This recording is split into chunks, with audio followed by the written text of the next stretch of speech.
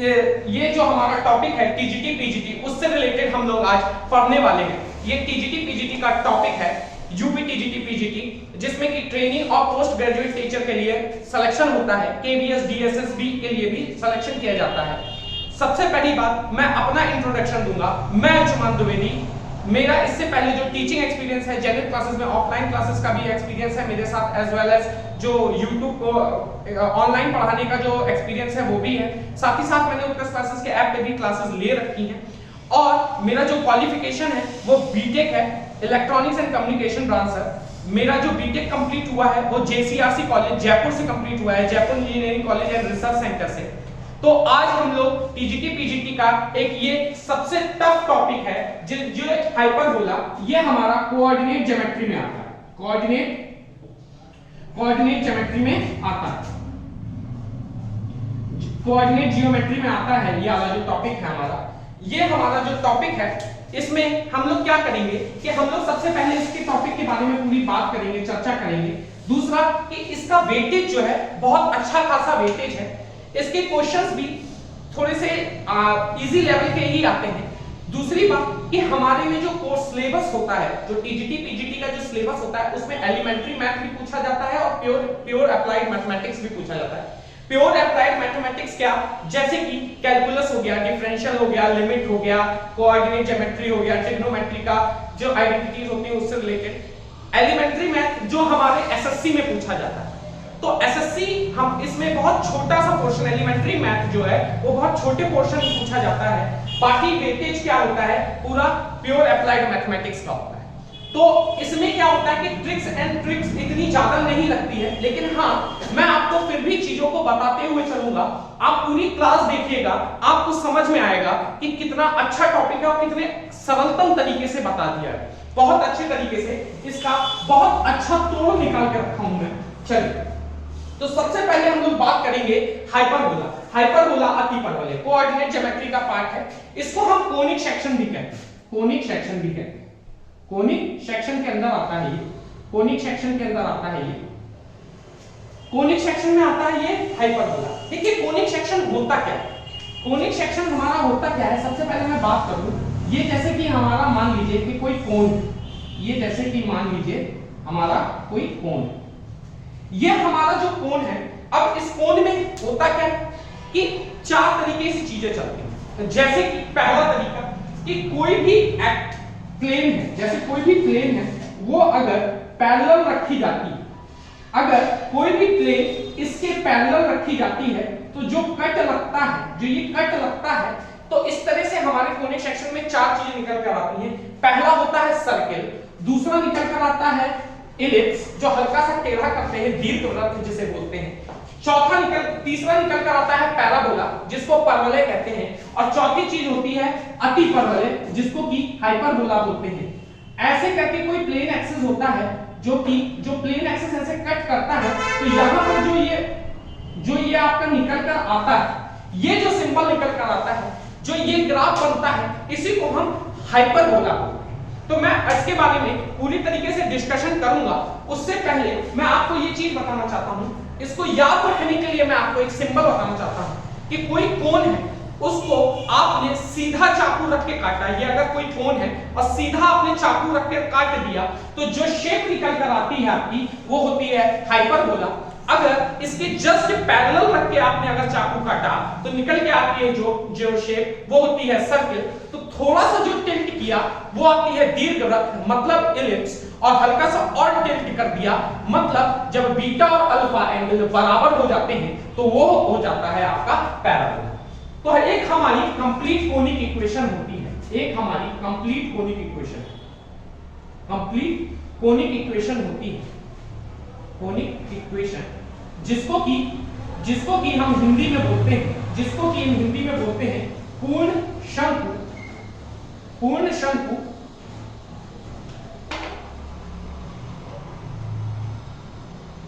पूर्ण शंकु समीकरण, जिसको कि हम हिंदी में बोलते हैं पूर्ण शंकु समीकरण, जो कि इक्वेशन होती है हमारी ax² प्लस में 2hxy प्लस में by² प्लस में 2gx प्लस में 2fy प्लस में c बराबर 0। ये एक हमारी कंप्लीट कोनिक इक्वेशन होती है। ठीक है ना? क्या ध्यान से इसको ध्यान से बिल्कुल ध्यान से इस बात को समझेंगे, ये एक हमारी कंप्लीट कोनिक इक्वेशन होती है। ये हमारी चारों में काम आती है, सर्कल में भी काम आती है, इलिप्स में भी काम आती है, पैराबोला में भी काम आती है और हाइपरबोला में भी काम आती है। तो ये हमारी एक कंप्लीट कोनिक इक्वेशन है। इसके दो कंडीशन होती है, इसकी दो कंडीशन होती है बेटा, ध्यान से बात समझेंगे। दो कंडीशन होगी, जब डेल जो होता है डेल बराबर 0 हो और del is not equal to 0। ये हमारी दो इक्वेशन दो कंडीशंस आती हैं। जब डेल बराबर 0 होता है, जब डेल बराबर 0 होता है तो ये हमारा कुछ ऐसा निकाला जाता है x h y और ये होता है x h y और ये होता है हमारा bf और fc। ये हमारा जब हमारी डेल बराबर 0, जब हमारी कंडीशन होती है, जब डेल बराबर 0 होती है तब हम लोग डिटरमिनेंट निकालते हैं। फिलहाल इससे हमारा कोई मतलब नहीं, हमारा मतलब है del is not equal to 0। जब डेल हमारा इज नॉट इक्वल टू 0 हो जाता है बेटा, तो जब del is not equal to 0 होता है तो हमारी कुछ कंडीशंस बनती है, जो कि e बराबर e इज ग्रेटर देन 1 बनती है, e इज लेस देन 1 बनती है, e इज इक्वल टू 0 बनती है, e इज इक्वल टू 1 बनती है और e is equal to under root 2। ये कुछ कंडीशंस होती हैं हमारी। ये e क्या है, ये e मैं आपको आगे समझाऊंगा। इसको हम इसेंट्रिसिटी बोलते हैं, हिंदी में उत्केंद्रता। तो जब हमारा ये कंडीशन बनती है e इज ग्रेटर देन 1, तभी हमारा हाइपरबोला बनता है, तभी हमारा हाइपरबोला बनता है। जब ये कंडीशन बनती है तो हमारा इलिप्स बनता है, इलिप्स बनता है। जब ये कंडीशन बनती है तो हमारा सर्किल बनता है। जब हमारा e इज इक्वल टू 1 हो जाता है तो ये हमारा पैराबोला बन जाता है, पैराबोला। जब ये कंडीशन आती है e is equal to under root 2 तो हमारा rectangular hyperbola, rectangular hyperbola, rectangular hyperbola, जिसको कि हम बोलते हैं आयताकार अतिपरवलय, जिसको कि हम हिंदी में बोलते हैं आयताकार अतिपरवलय। ये एक छोटा सा इंट्रोडक्शन था आपको कि क्या चीजें आपको बताना चाहता था। ये कंप्लीट कोनिक इक्वेशन। अब मैं अपना ओरिजिनल में टॉपिक शुरू करने वाला हूं, हाइपरबोला। हाइपरबोला होता क्या है बेटा, इसको ध्यान से समझेंगे, बहुत टफ टॉपिक है और बहुत ज्यादा पेपर में इसका बहुत बढ़िया वर्चस्व है। तो हम इसको बहुत ढंग से लेते हुए चलेंगे, बहुत ढंग से इसको लेते हुए चलेंगे। बिल्कुल टेंशन नहीं लेना है, बहुत अच्छे से इस टॉपिक को मैं कवर करूंगा। तो सबसे पहले हम लोग बात करते हैं पहली डेफिनेशन की। पहला डेफिनेशन क्या है? डेफिनेशन, सबसे पहले हम लोग डेफिनेशन की बात करेंगे। पहला डेफिनेशन, तो पहला डेफिनेशन क्या है बेटा, ध्यान से समझेंगे, बहुत ध्यान से कि ये होता क्या है, क्या बला क्या है। आपको एक बार आप चीजें समझ जाओगे तो आपको बिल्कुल कतई दिक्कत नहीं होने वाली, आपका सारा कॉन्सेप्ट क्लियर रहेगा। चलिए, तो चलिए यहां पर कोई मैंने मान लिया कि कोई एक फिक्स पॉइंट है, ये कोई फिक्स पॉइंट है, ये कोई हमारा एक फिक्स पॉइंट है और एक हमारा ये कोई फिक्स लाइन है। बात समझेंगे कि ये कोई हमारा एक फिक्स पॉइंट है और ये कोई हमारा एक फिक्स लाइन है। बिल्कुल ध्यान से समझते हुए चलेंगे, बिल्कुल टेंशन नहीं लेना है। ये कोई हमारा एक फिक्स पॉइंट है और ये कोई है हमारा फिक्स लाइन है। कोई भी स्पेस में एक वेरिएबल, चर बिंदु जिसे कहते हैं, कोई वेरिएबल, तो उसकी यहां से जो डिस्टेंस होगी और यहां से जो डिस्टेंस होगी, बात समझेंगे। इसका नाम मैं s दे देता हूं, इसका नाम मैं m दे देता हूं, इसको मैं p बोल देता हूं। इसको मैंने s दे दिया, इसको p बोल दिया, इसको m बोल दिया। तो यहां से यहां तक की डिस्टेंस और यहां से यहां तक की जो डिस्टेंस होती है वो हमेशा कांस्टेंट होती है। मतलब जो ps बराबर ps अपॉन pm जो होगी वो हमेशा इक्वल टू किसके होगी? कांस्टेंट। वो इक्वल टू किसके होगी बेटा? कांस्टेंट।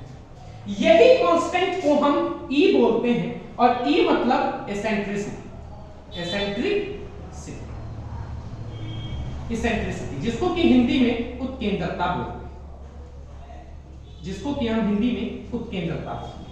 तो आपकी बात समझ में आई कि कोई एक फिक्स पॉइंट से, कोई एक फिक्स पॉइंट से कोई एक फिक्स लाइन, जो कोई एक फिक्स लाइन हो, ये चेंज नहीं होने वाली और ना ही ये पॉइंट चेंज होने वाला है। इस फिक्स पॉइंट से इस फिक्स लाइन के बीच में कोई एक स्पेस में वेरिएबल जो चर बिंदु है वो घूम रहा है, लेकिन उसकी इस फिक्स लाइन से उस चर बिंदु की दूरी और उस चर बिंदु से उस फिक्स पॉइंट की जो दूरी होगी वो जो उसका जो रेशियो होगा वो हमेशा कांस्टेंट के बराबर होगा और यही कांस्टेंट को हम ई बोलते हैं शॉर्ट फॉर्म में। इसका फुल फॉर्म होता है इसेंट्रिसिटी, जिसको कि हिंदी में उत्केंद्रता कहा जाता है। यहां तक कोई दिक्कत समस्या परेशानी? कोई दिक्कत समस्या परेशानी? मैंने बोला आपको कि कोई फिक्स पॉइंट से, तो मतलब क्या कि यहां पर कोई एक वेरिएबल हो सकता है, यहां से यहां तक की दूरी भी इसकी उसकी जो रेशियो होगा वो बराबर होगा। हो सकता है कि यहां पर कोई एक पॉइंट, यहां पर कोई एक पॉइंट हो, यहां से यहां तक की दूरी और इसकी यहां से यहां तक की दूरी भी बराबर हो। तो जब मैं इन सारे बिंदुओं को मिलाता हुआ चलूंगा, इन सारे बिंदुओं को मिलाता हुआ चलूंगा, तो जो ये शेप हमारी बनकर आती है इसी को हम क्या बोलते हैं? हाइपरबोला। इसी को हम अतिपरवलय कहते हैं। बात समझ में आई कि कोई भी बिंदु से मतलब क्या कि अगर मैं इसको थोड़ा लाइन को और बढ़ा दूं तो यहां से यहां तक की जो डिस्टेंस का जो रेशियो होगा वो हमारा बराबर होगा। यहां तक कोई दिक्कत समस्या परेशानी? और इसकी एक कंडीशन मैंने आपको पहले ही बताई कि ये हमेशा इज ग्रेटर देन 1। ये हमारा हाइपरबोला का कंडीशन है कि जो एसेंट्रिसिटी है वो हमेशा हमारी इज ग्रेटर देन 1। तो यहां पर आपने क्या देखा कि PS बराबर PM, मतलब PS जो है अपॉन PM ये बराबर किसके हो गया? कांस्टेंट के। लेकिन ये जो ग्रेटर देन 1, जब यहां पर ग्रेटर देन 1 है तो आप ये देखोगे क्या कि जो PS है वो अपॉन PM वो ग्रेटर देन 1 हो गया। तो यहां से क्या निकल कर आएगा कि जो PS है वो हमारा ग्रेटर देन PM, PS जो है वो ग्रेटर देन PM होगा। मतलब क्या कि ये जो डिस्टेंस होगी हमेशा इस डिस्टेंस से बड़ी होगी, ये जो डिस्टेंस होगी वो इस डिस्टेंस से बड़ी होगी। ये इसका डेफिनेशन, ये पहली डेफिनेशन है बेटा। इसको मैंने आपको बहुत ध्यान से समझाया है कि ये जो कोई एक फिक्स पॉइंट होगा और कोई एक फिक्स लाइन होगी, उस फिक्स लाइन और फिक्स पॉइंट के बीच में कोई एक चर बिंदु होगा, उस चर बिंदु से जो उसकी जो दूरी का रेशियो होगा वो हमेशा कांस्टेंट के बराबर होगा। वो कांस्टेंट हमारा क्या होगा? इसेंट्रिसिटी, और जो इसेंट्रिसिटी होगा वो हमेशा ग्रेटर देन 1 होगा। तो मतलब क्या कि ये जो लाइन होगी हमेशा इस लाइन से इसकी जो दूरी होगी इस दूरी से हमेशा बड़ी होगी। यहां तक कोई दिक्कत परेशानी समस्या नहीं? अच्छा, इस फिक्स पॉइंट को क्या कहते हैं? सर हमको आपने ये तो बताया ही नहीं ये फिक्स पॉइंट क्या है। बेटा यही फिक्स पॉइंट तुम्हारी, इसको हम हिंदी में नाभि कहते हैं और इंग्लिश में फोकस कहते हैं। यही हमारा फोकस है और यही नाभि है। इस फिक्स लाइन को क्या बोलते हैं? इस फिक्स लाइन को हम लोग डायरेक्ट्रिक्स बोलते हैं। डायरेक्ट्रिक्स जिसको कि हम हिंदी में नियता कहते हैं। नियता। आपको मैं एक एक चीज कवर करके चलूंगा, एक एक चीज समझाऊंगा, बिल्कुल पेशेंस के साथ आप देखते चले क्या चीजें मैं बता रहा हूं, ठीक है? और ये जो हमारा होता है ये कोई एक वेरिएबल होता है, जो वेरिएबल होता है कहीं भी स्पेस में घूमता है, जिसको कि हम चर बिंदु भी कहते हैं। चर बिंदु, चर बिंदु ये आपका बहुत इंपॉर्टेंट टॉपिक है, इसको समझेंगे। उसके बाद मैं आपको ऐसे तरीके बताऊंगा कि जिससे क्वेश्चन करेंगे जब आप पेपर में, जब आपके सामने क्वेश्चन आएगा तो आप उसको बहुत इजीली खेल लेंगे। फिलहाल ये कॉन्सेप्ट की क्लास है, एक बार आपका कॉन्सेप्ट क्लियर हो जाएगा तो आपको चीजें समझ में आ जाएंगी। चलिए ये हमारी पहली डेफिनेशन है, ये हमारी पहली डेफिनेशन है। अब हम लोग दूसरी डेफिनेशन की ओर चलते हैं। इसको दूसरी डेफिनेशन के बारे में बात करते हैं। कई बुकों में दो डेफिनेशनें दी हुई हैं, तो उसके आधार पे मैं आपको चीजें समझाते हुए चल रहा हूं, उसके आधार पर आपको चीजें समझाते हुए चल रहा हूं। अब जो डेफिनेशन नंबर 2 मैं आपको समझाने जा रहा हूं। डेफिनेशन नंबर 2 हमारा क्या कहता है? डेफिनेशन नंबर 2 हमारा क्या कहता है कि ये कोई, मान लो कि ये हमारा कोई हाइपरबोला है, मतलब अतिपरवलय है। ये अतिपरवलय है, इसके दो फिक्स पॉइंट होंगे, एक S1 और एक S2। यही तो हमारा फोकस है, यही तो हमारा फोकस है। तो जब हमारे दो फिक्स पॉइंट होंगे, उस फिक्स पॉइंट पे मतलब कि यहां पे कोई एक वेरिएबल होगा, तो यहां से यहां तक ये कोई P हो गया, यहां से यहां तक की दूरी और यहां से यहां तक की दूरी जो कांस्टेंट होगी, है ना, इसका जो डिफरेंस होगा, जो इसका डिफरेंस होगा वो कांस्टेंट के बराबर होगा। मतलब क्या कहने का क्या मतलब है, मॉड में PS1 माइनस का PS2 इक्वल टू ये हमेशा कांस्टेंट के बराबर होगा, ये हमेशा कांस्टेंट के बराबर होगा। देखिए यहीं पे उल्टा हो जाता है जब इलिप्स की बात आती है, जब हम लोग दीर्घवृत्त की बात करते हैं तो दीर्घवृत्त में इलिप्स में क्या होता है कि यहीं पे ये जोड़ कर देता है, प्लस कर देता है, यहां पर माइनस। देखिए जब कोनिक सेक्शन पूरा बेस से आप पढ़ेंगे तो आपको पता चलेगा कि बहुत माइनर फॉर्मूलों में अंतर होता है, कहां प्लस लगा देता है कहां माइनस लगा देता है, थोड़ा थोड़ा रूल में चेंजेस होते हैं। लेकिन फिलहाल आपको मैं एक भी जगह कंफ्यूजन नहीं होने दूंगा। तो मैं आपको बता दूं, जब भी हाइपरबोला की बात होगी, जब भी हाइपरबोला की बात करेंगे हम, तो हम लोग क्या करेंगे कि इसके जो डिफरेंसेस होते हैं वो हमेशा कांस्टेंट के बराबर होगा। मतलब कि यहां से यहां तक की दूरी, अगर मैं सपोज करता हूं यहां से यहां तक की दूरी और यहां की यहां तक की दूरी का जो डिफरेंस होगा वो जो कांस्टेंट के बराबर होगा।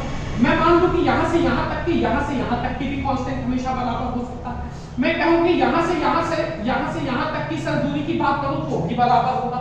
तो आप कहीं भी कोई भी पॉइंट ले लो, लेकिन इनका जो डिफरेंस होगा वो कांस्टेंट के बराबर होगा। यहां मैंने आपको डेफिनेशन डिस्क्राइब किया है हाइपरबोला की, कि डेफिनेशन क्या होती है, क्या इसका सिस्टम है।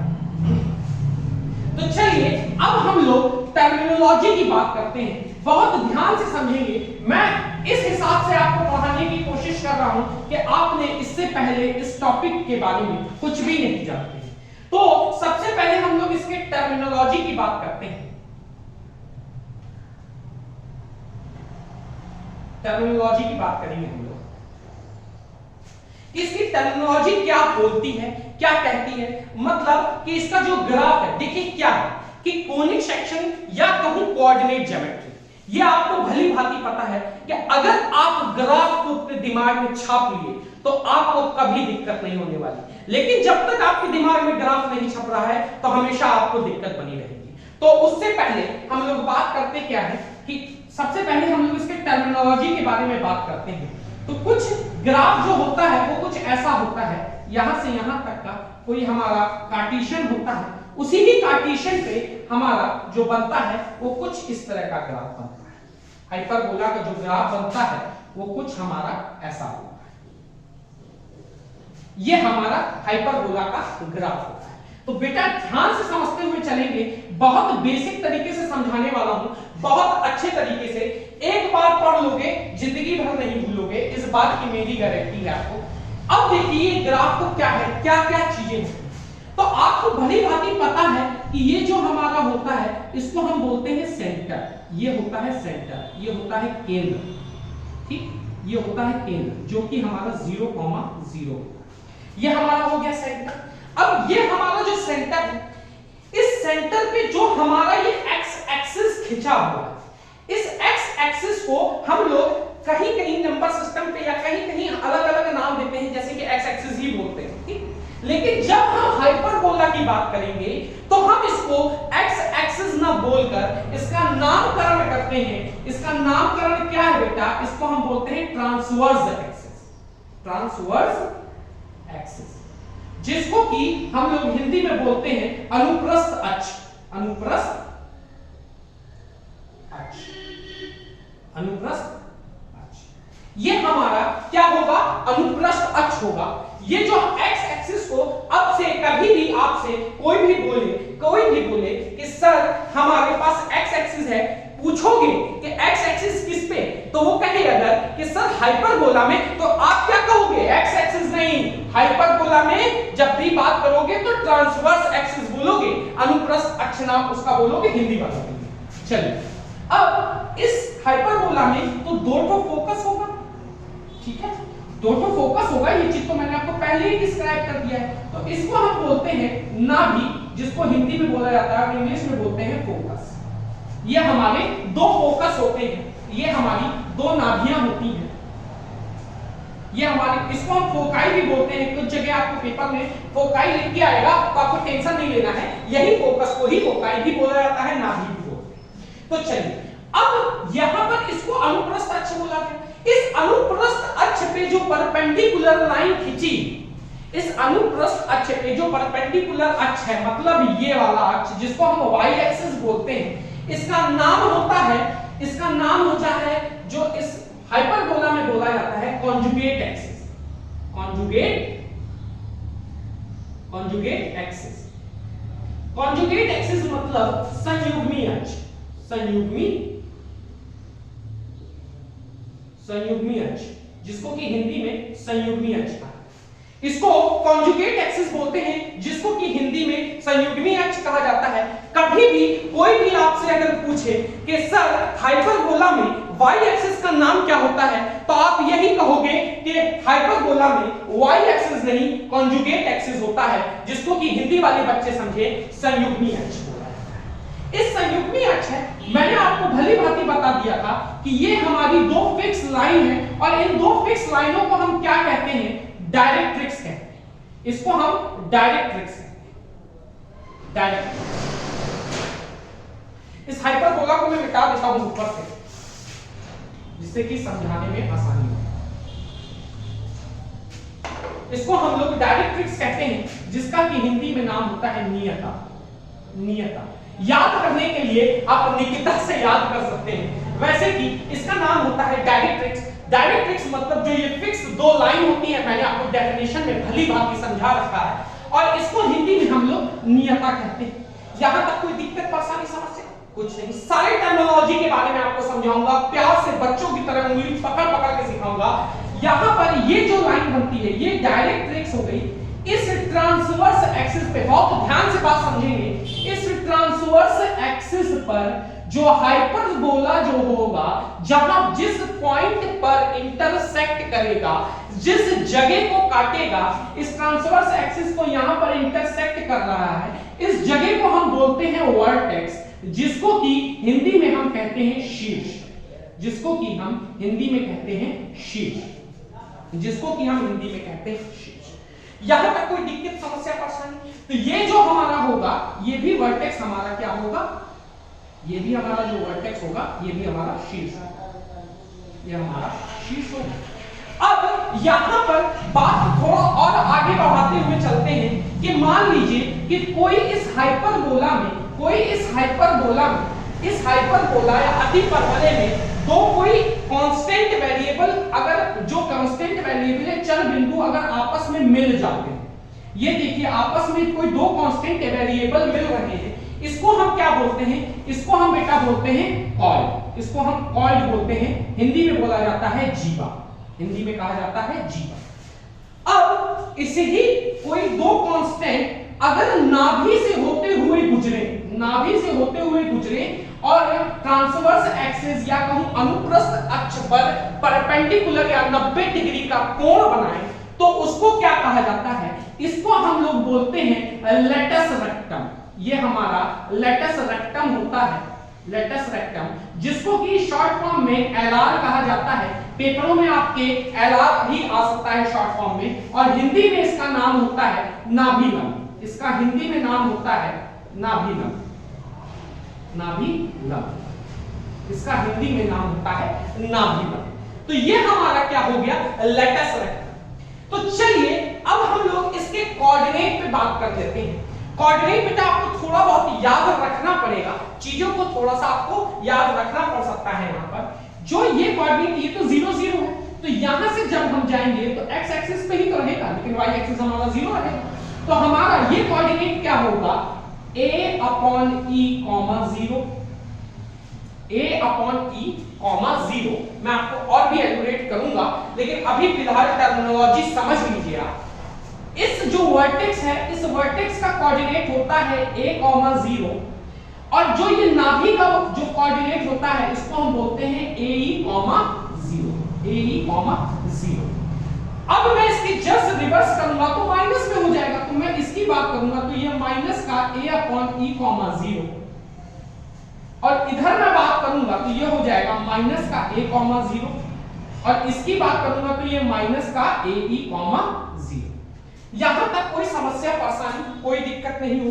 यहां तक मैंने आपको पूरे ग्राफ को उधेड़ के रख दिया है, पूरे ग्राफ का पोस्टमार्टम कर दिया है कि आपको पूरी तरीके से परफॉर्मेंस ऑटोप्सी कर दी है। पूरी तरीके से आपको एक एक चीजों के बारे में मैंने समझा दिया कि ये जो दो फिक्स लाइन होती है इसको हम डायरेक्ट्रिक्स बोलते हैं। कोई कहे कि एक्स एक्सिस नहीं, हाइपरबोला में ट्रांसवर्स एक्सिस बोला जाता है जिसको कि अनुप्रस्थ अक्ष बोला जाता है। y एक्सिस ये हमारा कॉन्जुगेट एक्सिस होता है जिसको कि संयुग्मी अक्ष कहा जाता है। ये हमारा पॉइंट होता है, ये वर्टेक्स होता है। ये हमारा जो पॉइंट कोई दो वेरिएबल से मिलकर जो कोई एक लाइन खींचती है उसको हम कॉर्ड बोलते हैं। और वही दो कॉर्ड्स अगर दो चल बिंदु आपस में मिले और नाभि से होकर गुजरे और अनुप्रस्थ अक्ष पे परपेंडिकुलर बनाए या 90 डिग्री का कोण बनाए, उसको हम क्या बोलते हैं? लेटस रेक्टम बोलते हैं, जिसको कि शॉर्ट फॉर्म में LR भी कहा जाता है और इसका हिंदी में नाम होता है नाभिका। और इसकी कोऑर्डिनेट, इस कोऑर्डिनेट को जो ये डायरेक्ट्रिक्स का कोऑर्डिनेट है इसको AE, 0 A/E, 0, जो ये वर्टेक्स पे कोऑर्डिनेट होता है A, 0, और जो ये हमारा नाभि पे बनता है या फोकस पे बनता है उसको हम बोलते हैं AE, 0। यहां तक कोई समस्या कोई परेशानी नहीं होगी। यहां मैंने आपको बहुत अच्छे तरीके से ग्राफ को एलैबोरेट कर दिया है कि क्या टर्मिनोलॉजी होती है, क्या चीज होती है। बहुत प्यारे ढंग से आपके सामने इस ग्राफ को लेकर चलेंगे। अब आप चीजें को बहुत अच्छे तरीके से लेकर चलने वाले हैं, उसको बहुत अच्छे तरीके से समझेंगे कि क्या चीजें होती हैं। तो चलिए, तो सबसे पहले मैं आपको बात कर लेता हूं कि क्या इसका इक्वेशन क्या होता है। हाइपरबोला का सर अभी तक तो आपने सब बता डाला, अब आप मेरे को ये बता दीजिए कि हाइपरबोला का इक्वेशन क्या होता है। तो जब मैं हाइपरबोला की बात करूंगा, हाइपरबोला या अति परवलय, अति परवलय, जब मैं हाइपरबोला या अति परवलय की बात करूंगा तो अति परवलय हाइपरबोला का इक्वेशन क्या होता है, ध्यान देंगे। x square upon a square minus का y square upon b square equal to 1। ये हमारा हाइपरबोला का इक्वेशन होता है। लेकिन हमारे दो तरीके के हाइपरबोला होते हैं, दो तरीके के हाइपरबोला होते हैं, तो ध्यान से आप बात समझेंगे। एक होता है x square upon a square minus का y square upon b square equal to 1, और दूसरा होता है हमारा x स्क्वायर अपॉन में a स्क्वायर माइनस का y स्क्वायर अपॉन का b स्क्वायर इक्वल टू -1। या तो इसको ऐसे भी लिखा जा सकता है y square upon b square minus का x square upon a square equal to 1, ऐसे भी लिखा जा सकता है। अब बात यहां पर ये आ जाती है कि सर हमको कोई ऐसा अच्छा और सिंपल और सज्जन तरीका आप बता दो कि मैं इक्वेशन देख के ये पहचान जाऊं कि जो ये हाइपरबोला का ग्राफ है वो x एक्सिस पे खुलेगा कि y एक्सिस पे खुलेगा। तो बहुत ध्यान से समझना, बहुत माइनर सा आंसर है। यहां आप देख रहे हो कि पॉजिटिव का 1 है और यहां पर आप देख रहे हो नेगेटिव का 1, ठीक है। तो जब भी ऐसा कंडीशन आ जाए तो आपका ये वाला जो ग्राफ है ये आपका x एक्सिस पर खुलता है, ये जो ग्राफ खुलेगा आपका x एक्सिस पर खुलेगा, और ये वाला ग्राफ आपका y एक्सिस पर खुलेगा, ये वाला ग्राफ आपका y एक्सिस पर खुलेगा। तो ये कुछ जब इस तरह की इक्वेशन होगी तो ग्राफ कुछ ऐसा होगा, और जब इस तरह की इक्वेशन होगी तो ग्राफ आपका कुछ ऐसा होगा। बात समझ में? तो जब भी इस तरह की कंडीशन आए तो आपका ग्राफ ऐसा होगा, जब भी इस तरह की कंडीशन आएगी तो आपका ग्राफ ऐसा होगा। अब बात समझिए कि कभी भी आपके पास अगर ऐसा इक्वेशन आ जाती है तो आपको हमेशा x को पॉजिटिव बनाना, और जब x को आप पॉजिटिव बनाएंगे तो मतलब इक्वेशन में हर जगह माइनस से मल्टीप्लाई करेंगे।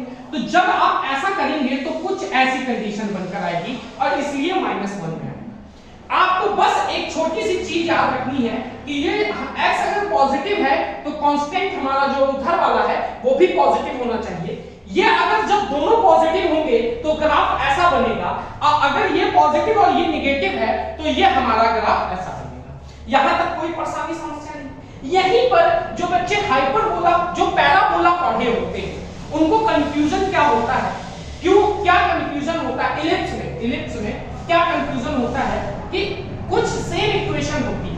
बात समझने का कोशिश करिएगा, जब मैंने हाइपरबोला आपको बता दिया, इलिप्स में भी सेम इक्वेशन होती है x स्क्वायर अपॉन में a स्क्वायर प्लस का y square upon b square equal to 1।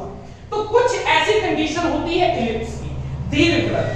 तो देखिएगा कि यहाँ पर माइनस लगा है तो इससे ये पता चल जाएगा, देखिए यहाँ पर भी माइनस लगा है तो इससे मुझे ये पता चल जाएगा कि ये हमारा अतिपरवलय यानी हाइपरबोला का ग्राफ है। और यहाँ पर देखिए प्लस लगा है तो हमको ये पता चल जाएगा क्या कि ये इलिप्स का हमारा इक्वेशन है, इलिप्स की इक्वेशन है।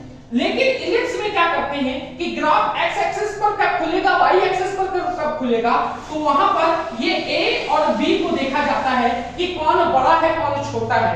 छोटा सा एग्जांपल ले लेता हूं, एक आपके सामने नमूना दिखा देता हूं।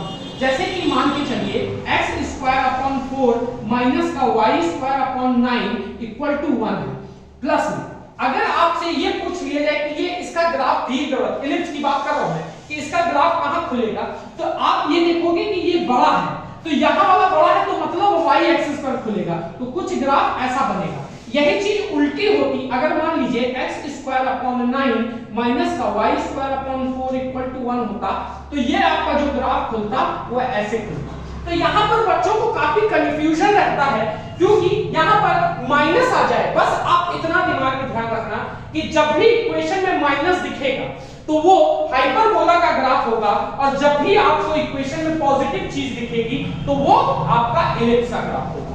यहां तक कोई समस्या परेशानी नहीं है। चलिए अब दूसरी बात ये हमारी इक्वेशन है x square upon a square minus का y square upon b square equal to 1।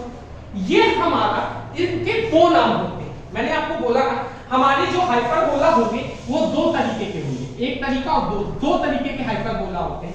ये कंडीशन का हाइपरबोला हमारा x एक्सिस पर खुलता है, ये x एक्सिस पर खुलता है तो इसका नाम क्या होगा, इसका नाम होगा transverse hyperbola, transverse hyperbola, hyperbola जिसका कि नाम होगा अनुप्रस्थ अतिपरवलय, अतिपरवलय जिसका का नाम होगा अनुप्रस्थ अतिपरवलय।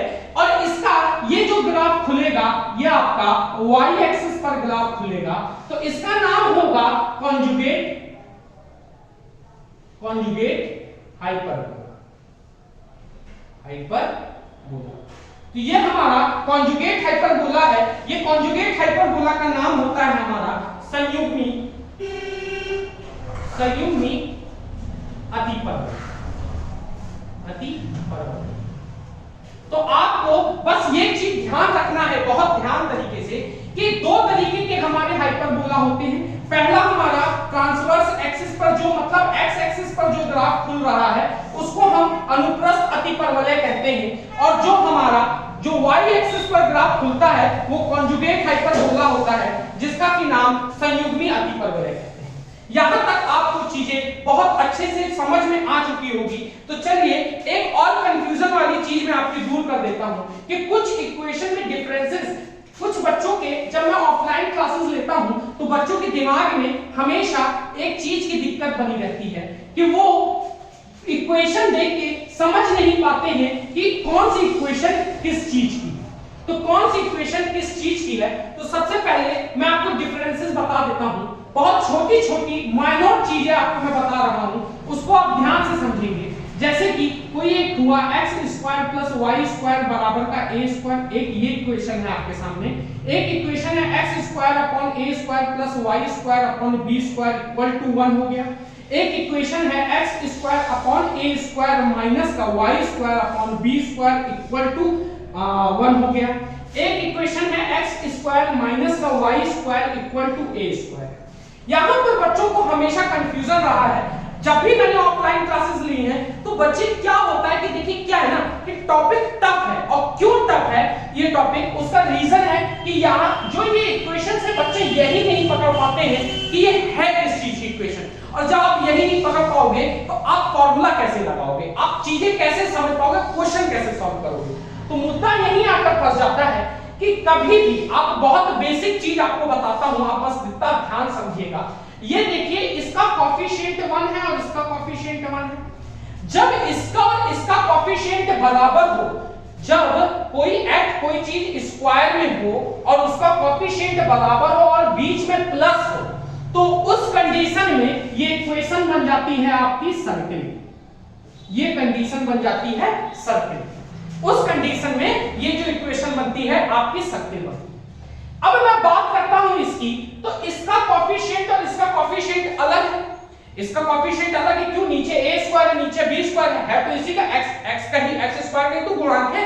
और तो जब इसका और इसका कोएफिशिएंट अलग हो और बीच में प्लस हो, जब x स्क्वायर और y स्क्वायर का जो गुणांक है उसका कोएफिशिएंट दोनों का अलग अलग हो और बीच में प्लस हो, तो ये हमारी आ जाती है इलिप्स। ये हमारी इलिप्स की बनती है, जिसको कि हम दीर्घवृत्त भी कहते हैं, जिसको कि हम हिंदी में दीर्घवृत्त। इस कंडीशन में क्या हो कि जब भी हमारा जो कोएफिशिएंट हो वो x स्क्वायर और y स्क्वायर का जो गुणांक है, जो उसका कोएफिशिएंट है वो अलग हो और बीच में माइनस आ जाए, तो वो कंडीशन बनती है हाइपरबोला। हाइपरबोला, जिसको कि हम लोग कहते हैं अतिपरवलय, जिसको कि हम कहते हैं अतिपरवलय। अब देखिए ये कंडीशन और ये कंडीशन तो हमारी बराबर दिख रही, लेकिन बस अंतर क्या है कि ये कोएफिशिएंट हो और बीच में माइनस हो, और यही सेम कंडीशन हमारी क्या होती है, रेक्टेंगुलर हाइपरबोला। रेक्टेंगुलर हाइपरबोला, जिसको कि हम हिंदी में बोलते हैं आयताकार अतिपरवलय।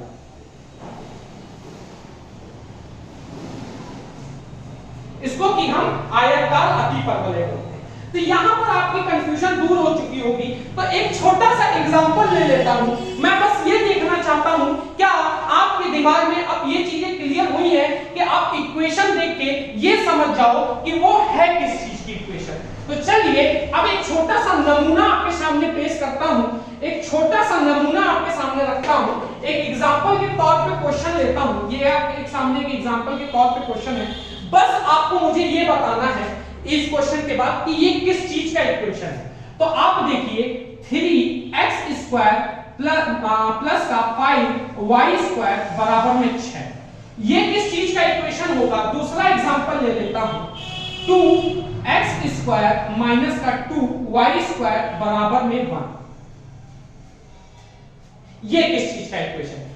तो यहां पर बच्चे कंफ्यूज हो जाएंगे और सोचेंगे कि सर यहां x स्क्वायर है, y स्क्वायर है, बीच में प्लस दिख रहा है, तो क्या होगा सर्किल। गलत बेटा गलत। मैंने आपको बताया कि x स्क्वायर है और y स्क्वायर है, बीच में प्लस है, लेकिन सर्किल की कंडीशन में क्या था कि ये कोएफिशिएंट बराबर होने चाहिए। क्या ये कोएफिशिएंट बराबर दिख रहे हैं? ये 3 और 5 बराबर दिख रहे हैं, ये बराबर नहीं है, तो ये आपका क्या बनेगा, ये आपका इलिप्स का बनेगा, ये आपका इलिप्स का बनेगा। ये देखिए इसमें क्या है कि ये देखिए कोएफिशिएंट 2 और ये 2 कोएफिशिएंट बराबर है, बीच में माइनस है, तो ये क्या बनेगा, ये आपका रेक्टेंगुलर हाइपरबोला बनेगा। Rectangular hyperbola. यहां तक चीजें आपको क्लियर हो गई होंगी, मुझे जहां तक की भरोसा है कि यहां तक आपको अब इतना तो आपको पता ही चल चुका होगा कि x एक्सिस को ट्रांसवर्स एक्सिस बोलते हैं, अनुप्रस्थ अक्ष बोलते हैं, y एक्सिस को कंजुगेट एक्सिस बोलते हैं, मतलब संयुग्मी अक्ष बोलते हैं, और यहां तक कि आपको यह भी पता चल चुका होगा कि हमारे हाइपरबोला भी 2 तरीके के होते हैं। यहां तक आपको सारी चीजें, सारे कॉन्सेप्ट आपके धीरे धीरे मैं बिल्ड कर रहा हूं। आखिरी में देखिएगा कि क्वेश्चनों को आप कितने विदिन अ सेकंड ऐसे उड़ाओगे, लेकिन उससे पहले क्या होगा कि आपको कॉन्सेप्ट तो बनाना ही बनाना है। बात समझ में आ? तो चलिए अब हम लोग बात करते हैं सबसे पहले अपने पहले टाइप की। टाइप नंबर 1, टाइप नंबर 1 कौन सा था हमारा?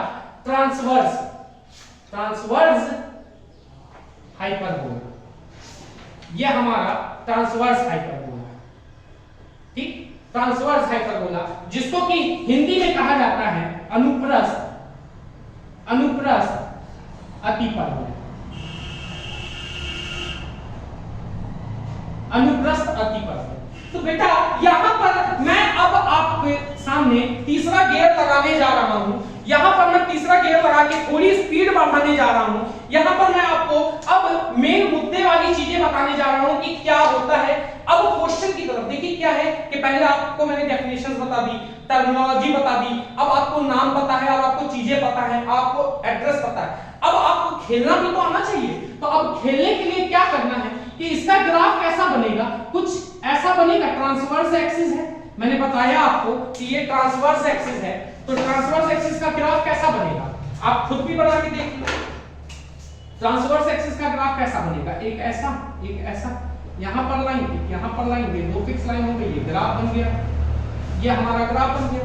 तो यहां पर मैं इसके कोऑर्डिनेट की बात करता हूं, तो ये हमारा कोऑर्डिनेट क्या होगा, ये सेंटर है 0,0 होगा, ये जो कोऑर्डिनेट डायरेक्ट्रिक्स पर फिक्स लाइन है, तो इस फिक्स लाइन पर कोऑर्डिनेट क्या होगा हमारा a/e, 0, ये चीजें मैंने आपको बता रखी है।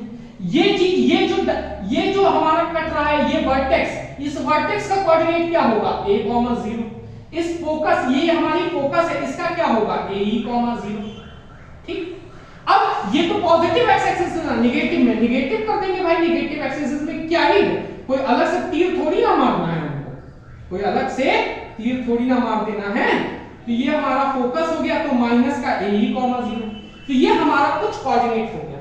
अब देखिए क्वेश्चन पूछे कैसे कैसे जाते हैं, क्वेश्चन आते कैसे कैसे हैं। तो सबसे पहला आपसे क्या क्या पूछ लिया जा सकता है, पहला चीज आपसे कहेगा कि मुझे आप सेंटर बता दो या केंद्र बता दो, केंद्र बता दो। तो सेंटर या केंद्र, पहले आप चीजों को मैं बताऊंगा फिर क्वेश्चन सॉल्व कराऊंगा, उससे पहले आप समझ लीजिए कि कैसे क्या चीजें निकाली जाती हैं। तो सेंटर और केंद्र आपको भली भांति पता है, ये सेंटर है हमारा, तो सेंटर और केंद्र हमारा क्या है 0,0। दूसरी चीज इसमें पूछी जा सकती है आपसे कि मुझे इसका फोकस बता दीजिए आप, नाभि, मुझे इसमें नाभि बता दीजिए। तो नाभि क्या है बेटा, ये बताओ, ये नाभि है ae,0 और इधर क्या है माइनस का ae,0, तो ये हमारा क्या होगा प्लस माइनस ae,0, ठीक। तीसरी चीज ये हमारा वर्टेक्स है, वर्टेक्स मतलब शीर्ष, शीर्ष क्या क्या होगा हमारा, तो वर्टेक्स हमारा, ये हमारा वर्टेक्स है, मैंने आपको टर्मिनोलॉजी बता रखी है भली भांति। तो ये हमारा वर्टेक्स है, तो ये कितना हो जाएगा प्लस माइनस a,0।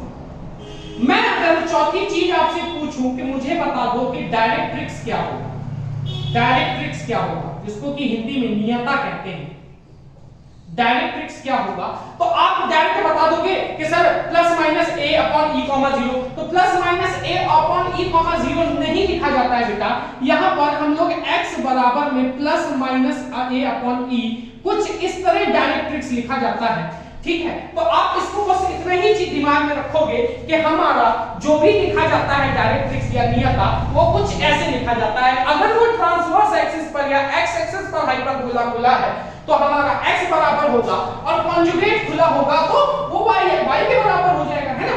तो चलिए पांचवा चीज हमसे क्या पूछी जा सकती है, लेंथ ऑफ, हमसे इसेंट्रिसिटी पूछी जा सकती है, इसेंट्रिसिटी,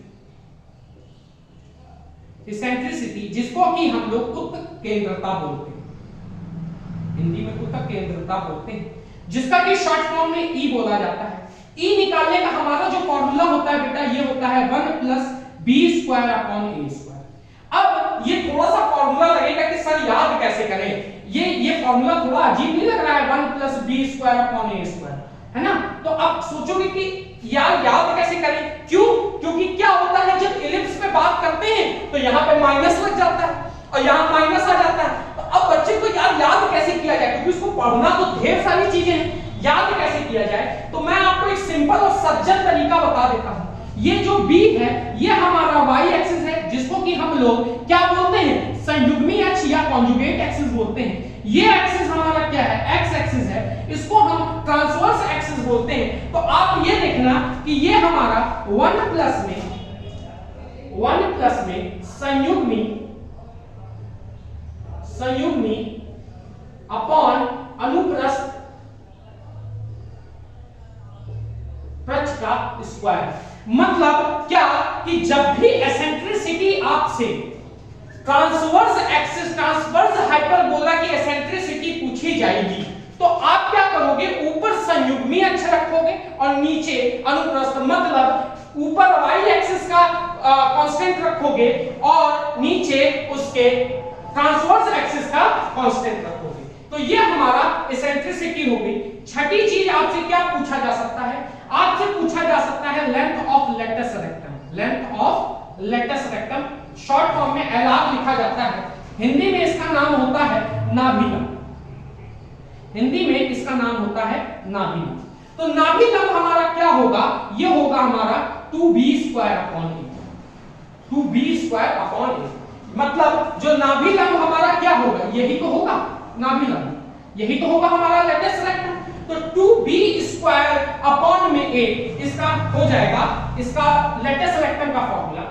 सातवां आपसे पूछा जा सकता है length of transverse axis. Length of transverse axis, transverse axis. तो लेंथ ऑफ ट्रांसवर्स एक्सिस जब भी आपसे पूछा जाएगा तो मैं आपको बस इतना बता दूं कि यहां इस वर्टेक्स से इस वर्टेक्स की दूरी को ही हम ट्रांसवर्स एक्सिस बोलते हैं, इसी को ही लेंथ बोला जाता है। ये लेंथ हमारी कितनी है, ये a है और ये a है, ये भी तो a है। यहां से यहां तक की दूरी a हो गई और यहां से यहां तक की दूरी a हो गई। अब कोई बच्चा कंफ्यूज होगा, काफी बच्चों की क्वेरी भी आती है जब ऑफलाइन लेता हूं कि सर ये तो माइनस a है, माइनस a और a कट के तो 0 हो जाना चाहिए। तो मूर्खो एक चीज समझो, एक चीज बताओ कि डिस्टेंस कभी क्या नेगेटिव में ली जाती है। अगर मैं कहूं कि मैं पीछे 1 यूनिट चल रहा हूं तो नेगेटिव में 1 यूनिट चल रहा हूं तो इसका क्या मतलब है कि 1 यूनिट मैंने डिस्टेंस चली ना, तो ये यहां से यहां तक की डिस्टेंस a, यहां से यहां तक की डिस्टेंस a, जब मैं टोटल डिस्टेंस निकालूंगा तो ये कितनी हो जाएगी, 2a हो जाएगी। आठवां चीज यहां पर लेंथ ऑफ कॉन्जुगेट एक्सिस पूछ लूं मैं अगर आपसे, conjugate axis, length of conjugate axis मतलब मैं इसकी लेंथ पूछ लूं तो यहां से यहां तक की लेंथ हमारी 2b होती है, यहां से यहां तक की लेंथ हमारी 2b होती है। और नवी चीज, सबसे आखिरी चीज, लास्ट है बट नॉट द लीस्ट, ये हमारी क्या होती है, आपसे डिफरेंस पूछा जा सकता है कि मॉड में PS1 माइनस का PS2 हमारा किसके बराबर होगा। PS1 माइनस PS2 मैंने आपको बताया, ये अगर S1 है, ये हमारा अगर S2 है, यहां पर कोई पॉइंट P है, कोई चर बिंदु है, कोई वेरिएबल है, तो मैंने आपको बताया था कि यहां से यहां तक की जो डिस्टेंस होती है उसका जो डिफरेंस होता है वो कांस्टेंट के बराबर होता है। तो जब कांस्टेंट के बराबर होगा तो इसका मैं आपको डायरेक्ट तरीका बता देता हूं, इसको दिमाग में जहन में उतार लेना। इसका डायरेक्ट तरीका होता है जब हम PS1 इस वाले और इस वाले की जब हम डिफरेंस की बात करते हैं तो जो ट्रांसवर्स एक्सिस की लेंथ होती है वही इसका डिफरेंस होता है। मतलब ट्रांसवर्स एक्सिस की लेंथ हमारी 2a है तो यही हमारा 2a हो जाएगा। ये चीज मुझे आपको क्वेश्चन प्रैक्टिस कराता तब मैं आपको बताता, लेकिन फिलहाल यही बताना मैंने सही समझा जिससे जब आप क्वेश्चनों पे आओ तो आप सीधे छक्का ही मारो, मुझे सिंगल खेलने की आदत है। चलिए तो अब हम लोग बात करते हैं दूसरे टाइप की, ये हमारा पहला टाइप हो गया। अब हम लोग दूसरे टाइप की बात करते हैं। यहां पर हम लोग दूसरे टाइप ऑफ हाइपरबोला की बात करेंगे, दूसरे टाइप की हाइपरबोला की बात करेंगे।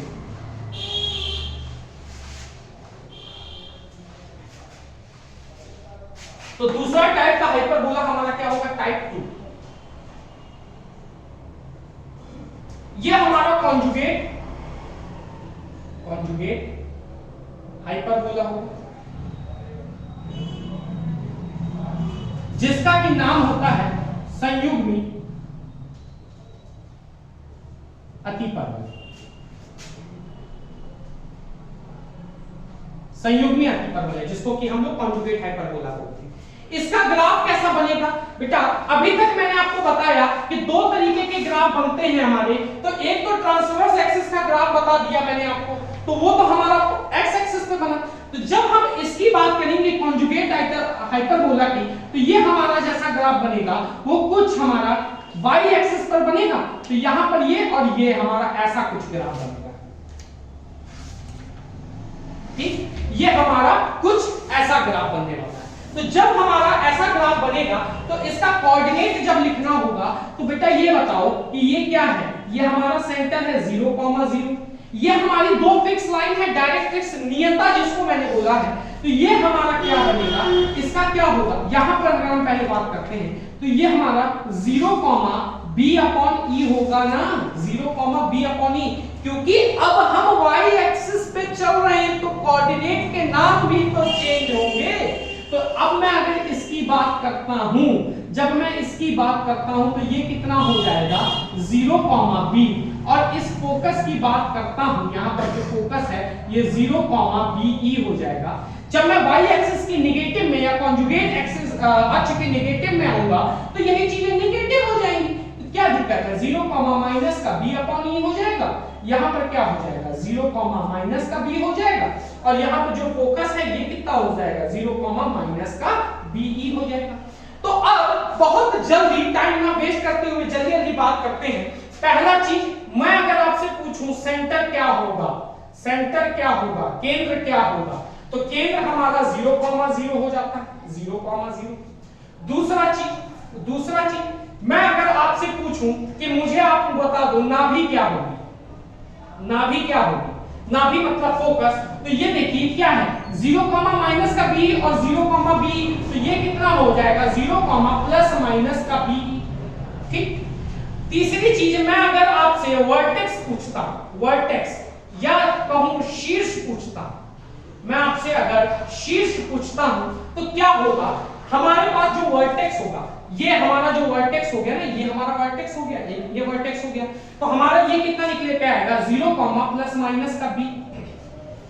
तीसरी चीज, चौथी चीज, मैं अगर आपसे पूछता हूं कि मुझे आप बताइए डायरेक्ट्रिक्स क्या होगा, डायरेक्ट्रिक्स या नियता क्या होगा, नियता क्या होगा, तो आप क्या कहोगे कि यहां पर नियता जो होगा हमारा y ±b/e हो जाएगा डायरेक्ट। मैंने ट्रांसवर्स हाइपरबोला में जो आपको लिखाया था कि इसका जो डायरेक्ट्रिक्स होगा वो कितना दिखाया था, x बराबर में ±a/e। तो अब ये क्या हुआ है, ग्राफ उल्टा हुआ है, मतलब कि y एक्सिस पे खुला है ग्राफ। तो जब y एक्सिस पे ग्राफ खुला है तो कोऑर्डिनेट का नाम भी तो चेंज होगा, ये स्वाभाविक बात है। तो चलिए पांचवी चीज हम लोग बात करते हैं। पांचवी चीज क्या, इसेंट्रिसिटी की बात करते हैं। इसेंट्रिसिटी, इसेंट्रिसिटी जिसको कि हम ई बोलते हैं, जिसको कि हिंदी में उत्केंद्रता भी बोला जाता है ना, तो उत्केंद्रता भी बोला जाता है। तो ई हमारा क्या होगा, इसमें हमारा ई हो जाएगा 1+a²/b²। देखिए यही चीजें चेंजेस हो जाती हैं, यहीं पे बच्चा कंफ्यूज हो जाता है। इससे पहले मैंने जब x एक्सिस पे ग्राफ खुला था तो मैंने क्या बताया था 1+b²/a², लेकिन जब यही चीज y एक्सिस पे खुल जाती है तो ग्राफ देखिए 1+a²/b², और यही चीज जब मैं दीर्घवृत्त या इलिप्स की बात करता हूं तो बीच में माइनस आ जाता है, मतलब जब वो y एक्सिस पे खुलता है तो ये हमारा 1+1 माइनस में a²/b² हो जाता है, और जब वो दीर्घवृत्त आपका x एक्सिस पर खुलता है तो वही वो 1 - b²/a² होता है। यही पे बच्चा कंफ्यूज हो जाता है क्योंकि फॉर्मूले हल पल पल पर कोऑर्डिनेट ज्योमेट्री पे बदलते हैं, पल पल पर, मतलब एक्सिस से वो हल्का सा भी हिलेंगे तो फॉर्मूला बदल जाता है। तो यहीं पे आपको बस चीजें ध्यान रखनी है। चीजें क्या ध्यान रखनी है, मैं आपको बार बार ग्राफ समझा रहा हूं, बार बार ग्राफ बना रहा हूं। ग्राफ बनाने का मेरा महत्व क्या है कि अगर मैंने आपके दिमाग में ये चीजें छाप दी, ये कुछ भी नहीं, ये चीजें आप अपने आप से लिख लोगे। ये चीजें अगर आपको समझ में आ गई, ये कुछ भी चीज नहीं है, बस तीन ही चीज का तो खेल है, एक ए का खेल है, एक बी का खेल है और एक ई का खेल है। जब आप क्वेश्चन करोगे मैं आपको गारंटी देता हूं कि ज्यादा से ज्यादा 10 सेकंड में उड़वाऊंगा, लेकिन आपको पहले तो कॉन्सेप्ट समझना पड़ेगा ना। तो छठी चीज है आपका लेटस रेक्टम। लेटस रेक्टम जिसको कि हम लोग हिंदी में एलआर कहते हैं, एलआर कहते हैं। जो कि हमारा हिंदी में जिसको कि हम बोलते हैं नाभि लंब, और ये शॉर्ट फॉर्म में एलआर आपको पेपर में लिख के आएगा, तो आपको कंफ्यूज नहीं होना है। यही एलआर हमारा लेटस रेक्टम होता है, इसी को ही हम लेटस रेक्टम कहते हैं, जो नाभि से होकर गुजरता है। ठीक है, तो ये हमारा क्या हो जाएगा 2a²/b। देखिए उससे पहले ट्रांसवर्स एक्सिस में क्या था 2b²/a, तो अब उल्टा हो गया 2a²/b हो गया। सातवीं चीज मैं आपसे अगर पूछूं लेंथ ऑफ ट्रांसवर्स एक्सिस, तो देखिए लेंथ ऑफ ट्रांसवर्स एक्सिस की बात करूंगा मैं, यहां यही तो है हमारा एक्स एक्सिस ट्रांसवर्स एक्सिस, यहां से यहां बात करूंगा। जब मैंने ट्रांसवर्स हाइपरबोला की बात की थी, जब मैंने अनुप्रस्थ अतिपरवलय की बात की थी, तो जब मैंने उसमें आपसे संयुग्मी अक्ष की बात की थी, तो उसमें हमने ऐसे ही तो लिया था, तो उसका उस समय क्या था वो 2b था, तो अब ये 2b हो जाएगा। अब देखिए उल्टा हो जाएगा, ये उस समय 2a था, अब इस समय ये 2b हो गया। अब आठवां चीज, जब मैं कहूं लेंथ ऑफ कॉन्जुगेट एक्सिस की बात करता हूं, तो ये हमारा 2a हो जाएगा, ये हमारा 2a हो जाएगा। मैं नवी चीज आपसे पूछूं मॉड में PS1 - PS2 क्या होगा, PS1 - PS2 क्या होगा, तो मैंने आपको 2 बार ये चीजें रटा रखी हैं। पहली बार भी ये चीज रटाई थी कि जो हमारा जो कभी भी अगर इसका डिफरेंस पूछता है, तो वही हमारा जो ट्रांसवर्स एक्सिस की लेंथ होती है वही लेंथ होती है। तो जब ट्रांसवर्स अनुप्रस्थ अतिपरवलय की बात टाइप 1 हाइपरबोला की बात की थी, तो उसमें क्या था, जो 2a था तो इसलिए ये 2a हो गया था। इस समय इसकी लेंथ y एक्सिस पर जब ये हाइपरबोला खुला है, तो इस समय इसकी लेंथ कितनी है 2b है, तो यहां पर ये कितना हो जाएगा आपका 2b हो जाएगा, है ना, 2b हो जाएगा।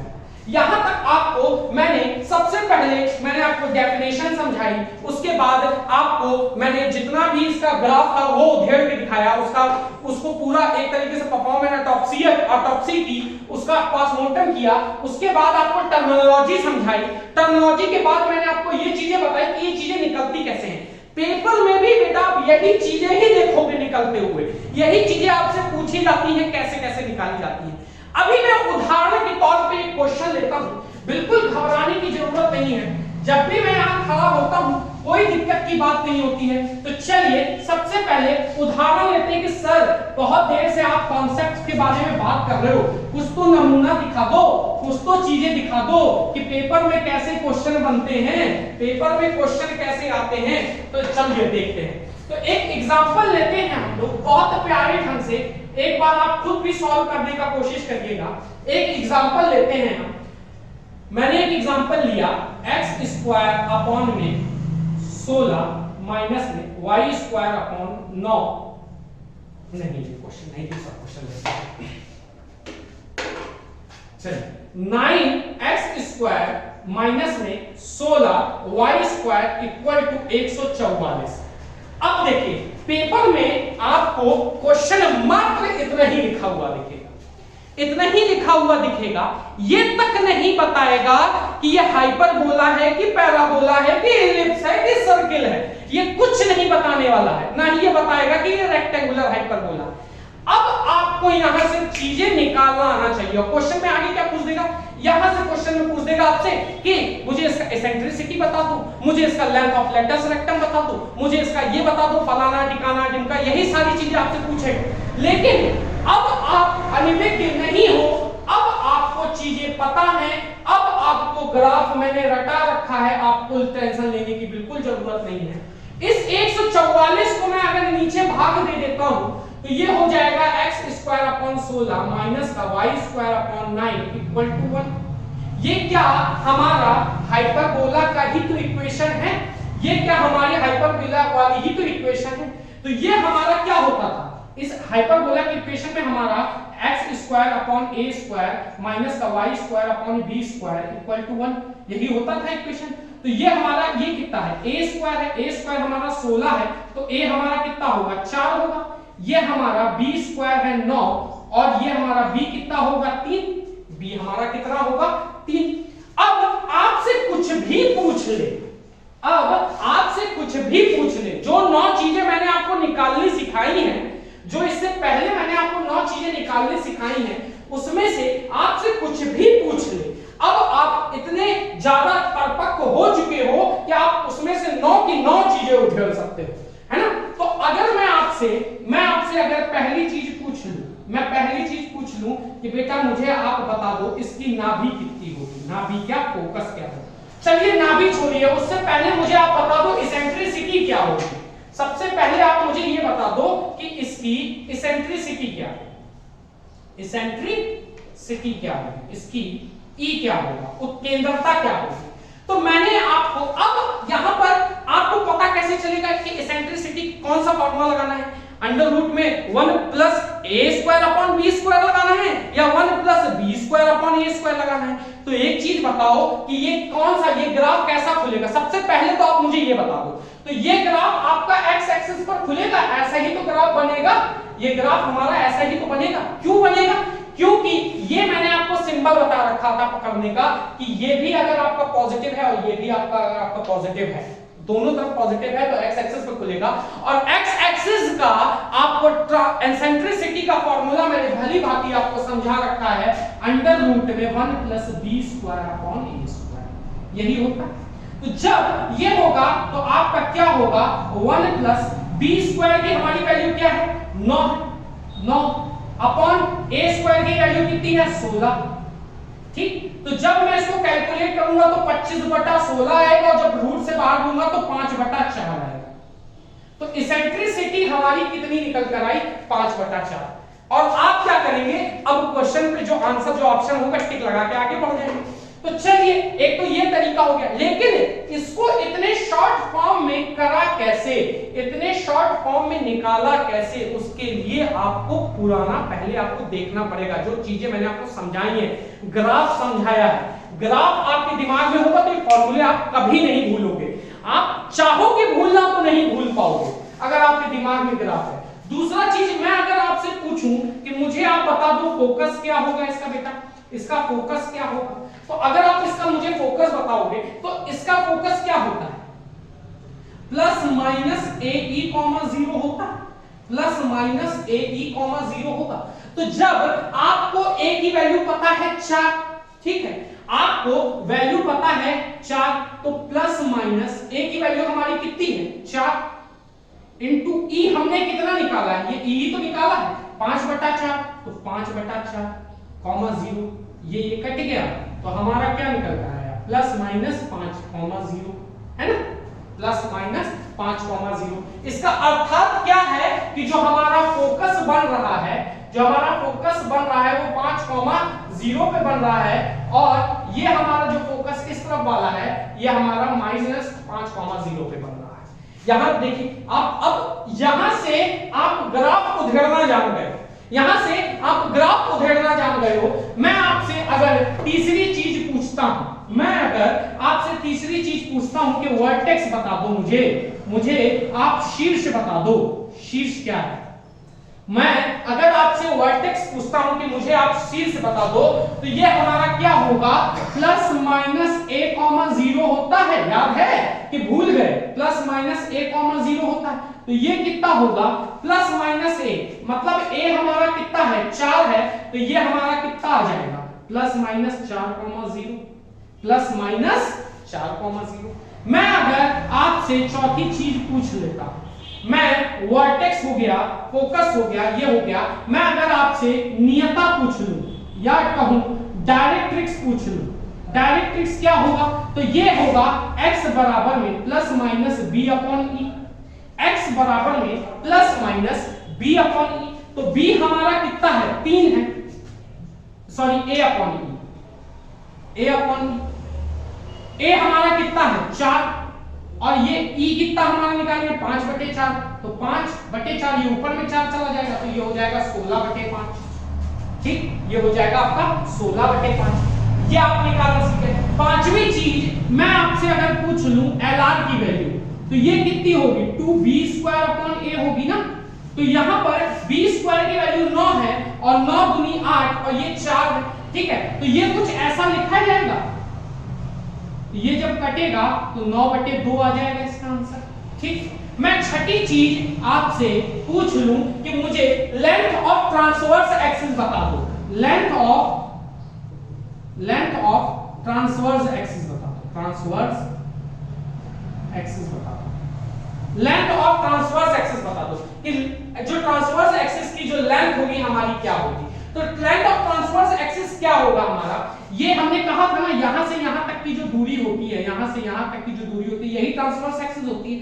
तो ये हमारा क्या आ जाएगा 2a, और a की वैल्यू हमारी कितनी है 4, तो 4 2 जा 8, ये हमारा 8 निकल कर आ गया। मैं सातवीं चीज आपसे पूछ लूं लेंथ ऑफ कॉन्जुगेट एक्सिस,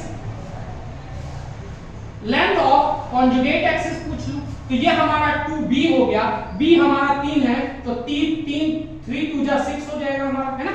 और आठवीं चीज मैं अगर आपसे पूछ लूं कि PS1 माइनस PS2 बता दो, PS1 माइनस PS2 बता दो, बता देता हूं एक बात, चाहे सुनामी आ जाए, चाहे रूस यूक्रेन पे न्यूक्लियर बम फोड़ दे, चाहे जो हो जाए, ये जब भी कभी भी आएगा तो जो ट्रांसवर्स एक्सिस की लेंथ होगी वही इसकी लेंथ होगी। मतलब बिना देखे मैं बता दूंगा कि इसकी लेंथ 8 होगी। यहां तक कोई दिक्कत समस्या परेशानी नहीं। क्वेश्चन आपको डायरेक्टली ऐसे ही पूछा जाएगा, आपको ऐसा इक्वेशन दे दिया जाएगा और इक्वेशन के बाद नीचे कहीं लिख दिया जाएगा कि मुझे आप बता दो कि लेंथ ऑफ ट्रांसवर्स एक्सिस क्या हो सकती है, लेंथ ऑफ कॉन्जुगेट एक्सिस क्या हो सकती है, लेंथ ऑफ इसेंट्रिसिटी क्या हो सकती है। ये अभी मैं आपको करेंटली पढ़ाया हूं, इसलिए आपको आसान लग रहा होगा कि हां सर आप तो एक एक स्टेप में दे रहे हो, एक एक स्टेप में आंसर दे रहे हो, ठीक है। लेकिन बेटा इसको याद रखना बड़ा मुश्किल हो जाता है। दिक्कत ये है ना कि ये टफ टॉपिक है, कोऑर्डिनेट ज्योमेट्री इतना आसान नहीं है, और ऊपर से ये प्योर अप्लाइड मैथमेटिक्स का, यहां पर ग्रेजुएशन लेवल का भी इंटरफेरेंस होता है। अभी मैं आगे पढ़ाऊंगा कि कहां ग्रेजुएशन लेवल आता है। तो ये पेपर आपके लिए मैथमेटिक्स का देना टफ इसलिए भी हो जाता है क्योंकि ये जो फॉर्मूले हैं पल पल पर बदलते हैं, पल पल पर रंग बदलते हैं, और ये चीजें आप तभी याद रख सकते हो जब आपका प्रैक्टिस होती रहेगी। प्रैक्टिस होती रहेगी तो आप इन चीजों को कभी भूलोगे नहीं, इसको जीवन में और जहन में डालते चले जाओगे तो आप कभी भूलोगे नहीं।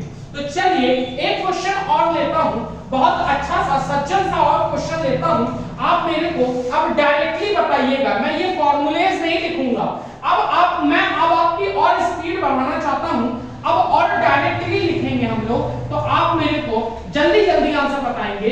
तो अब मैं क्वेश्चन लिखता हूं, एक और क्वेश्चन लिखता हूं। तो सबसे पहले आपसे यही क्वेश्चन होगा, आप ध्यान से बस सुनिएगा। मैं क्वेश्चन लिखूंगा, आप बस मेरे को ये बताइएगा कि वो क्वेश्चन है किस चीज का, ठीक है। मैंने अगर लिखा कि y स्क्वायर अपॉन में 4 माइनस में x स्क्वायर अपॉन में 9 इक्वल टू 1, ठीक। तो सबसे पहला मेरा क्वेश्चन ये होगा कि ये ग्राफ x एक्सिस पर खुलेगा या y एक्सिस पर खुलेगा। सबसे पहला मेरा आपसे यही क्वेश्चन है।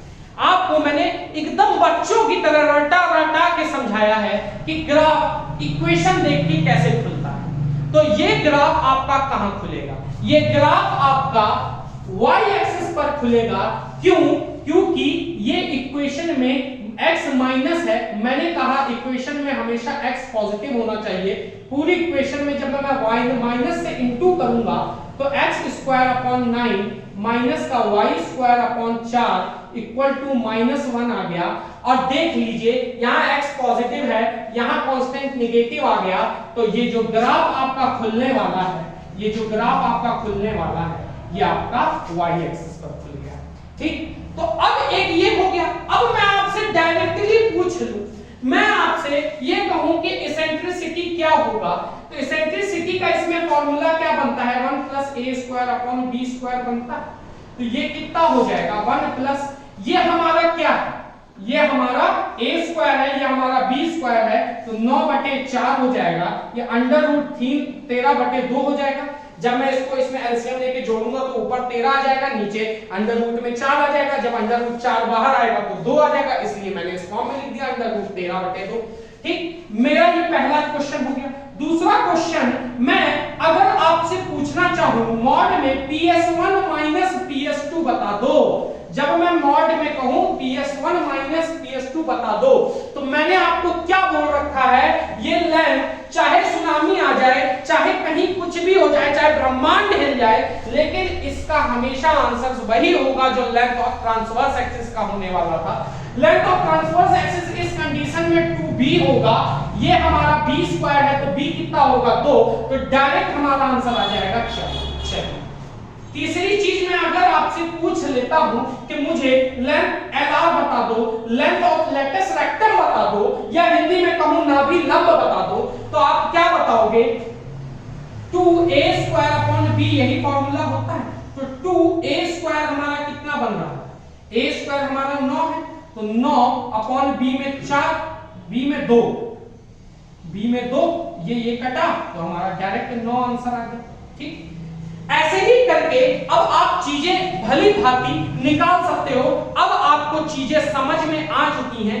अब मैं अगर आपसे डायरेक्ट ट्रिक्स पूछूंगा तो आप कहोगे सर y बराबर में होता है plus minus b upon e, तो ये हो जाएगा आपका प्लस माइनस b, कितना हमको दिया हुआ है 2 अपॉन ई, कितना हम निकाले हैं 13/2, तो यहाँ 2 हो जाएगा √13, यह हो जाएगा 4/√13।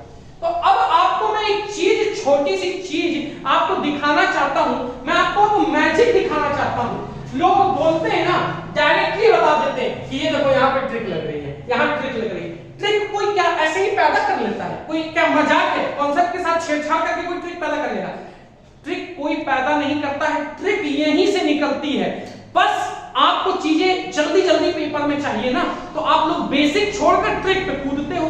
ट्रिक खुद इजाद किया जाता है, आप खुद सोच लो। आप, अगर मैं आपसे एक छोटा सा एग्जांपल और ले लेता हूं, एक छोटा सा एग्जांपल और ले लेता हूं। ये मैंने आपसे क्या निकलवाया था, ये मैंने आपको डायरेक्ट ट्रिक्स निकलवाया था, ये हमारा क्या हो गया चौथा नंबर।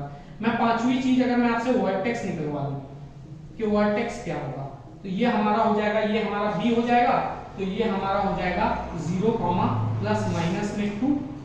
ये हमारा छठी चीज में अगर आपसे निकलवा दूं, छठी चीज आपसे मैं क्या निकलवा दूं, डायरेक्ट ट्रिक्स हो गया, फोकस निकलवा देता हूं। तो फोकस हमारा क्या होगा, ये होगा 0, प्लस माइनस में b e, तो b हमारा कितना है, ये है 2, और 2e मतलब ये डायरेक्ट √13, 0, प्लस माइनस √13। तो देखिए ट्रिक कहां लगती है, अब बस ध्यान से देखते चलिए। आपने e निकाल लिया, e निकाल लिया आराम से। अब क्या बचता है, कुछ नहीं। हमको क्वेश्चन सॉल्व करने में सिर्फ a निकालना है, b निकालना है और e निकालना है, बाकी तो कुछ नहीं निकालना।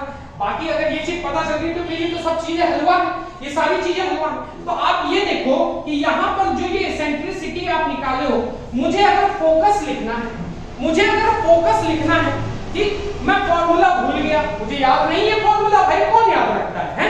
कितना फॉर्मूला याद रखोगे, 1000 चीजें पढ़ने के लिए कितना बार ये फॉर्मूला याद रखोगे? तो अब देखो, अब समझदार हो चुके हो, ये ऊपर का जो √3e निकाले हो वही डायरेक्ट लिख दो प्लस माइनस।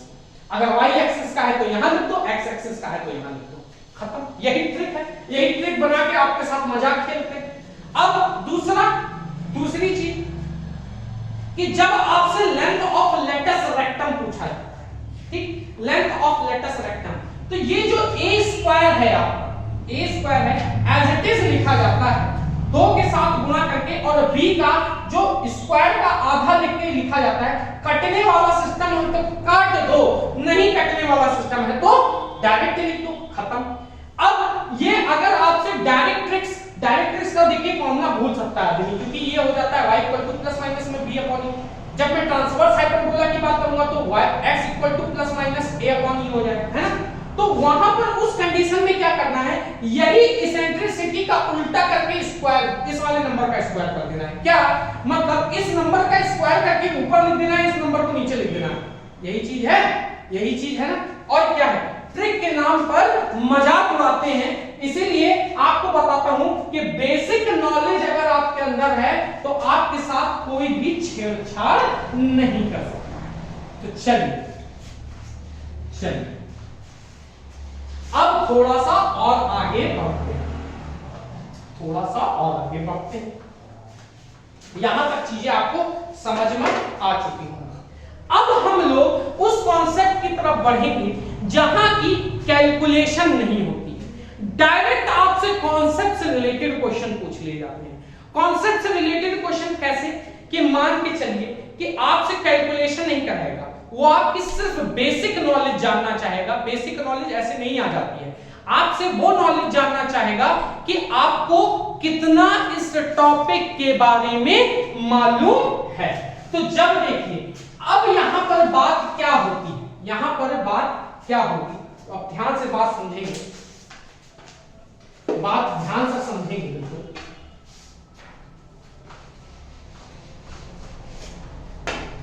यहां पर एक नया टॉपिक होगा जिसका नाम होगा position of a point, position of a point with respect to the hyperbola, hyperbola, with respect to the hyperbola, position of a point with respect to hyperbola। अब ये क्या बला क्या है, मान लीजिए कोई ये हाइपरबोला बना हुआ है, ठीक, ये कोई एक हाइपरबोला बना, तो पोजीशन ऑफ अ पॉइंट की बात कर रहा हूं, एक बिंदु की बात कर रहा हूं। तो एक बिंदु इसके अंदर भी हो सकता है, एक बिंदु यहां पर भी हो सकता है, एक बिंदु बाहर भी हो सकता है। ये तीन तरह की तो कंडीशन बनेगी, एक कंडीशन ये, एक कंडीशन ये, एक कंडीशन ये, यही तीन तरह की ही तो कंडीशनें बनेंगी कि एक पॉइंट हाइपरबोला के अंदर हो सकता है, एक पॉइंट हाइपरबोला पर हो सकता है और एक पॉइंट हाइपरबोला के बाहर हो सकता है। तो जब भी इस तरह की कंडीशनें बनती हैं तो आपको ये एक हाइपरबोला का इक्वेशन गिवन होगा x² अपॉन a² माइनस का y² upon b² equal to 1, ये आपको गिवन है, ये आपको गिवन है। तो जब भी इस तरह की कंडीशनें बनेंगी तो ये हमारा, हमने कोई मान लिया ये x1, y1 मान लिया, ठीक। अभी आप समझिएगा कि क्या बताना चाहता हूं। इसको हमने मान लिया s, इसको हमने मान लिया s, तो जब हम इसको s मानेंगे तो ये हो जाएगा x² अपॉन a² माइनस का y² अपॉन b² माइनस का 1। ये जब 1 इधर आएगा तो माइनस में हो जाएगा, तो ये हमारा s हो गया। अब मैं यही सेम कोऑर्डिनेट इसमें रख देता हूं तो ये s1 क्या निकल कर आएगा, x1² upon a² plus minus में y1² अपॉन b² माइनस 1, ये हमारा क्या निकल कर आया, ये कंडीशन, ठीक। तो ये हमारा जो S1 निकल कर आया, और यही S1 के तीन कंडीशनें होती हैं बेटा, ध्यान से समझेंगे। S1 is greater than 0, S1 is equal to 0 और S1 इज लेस देन 0। बात समझना, S1 is greater than 0, S1 is less than 0, S1 is equal to 0, ठीक है। तो जब इस तरह की बात करेंगे तो ध्यान से देखेंगे, इसमें उल्टा होता है।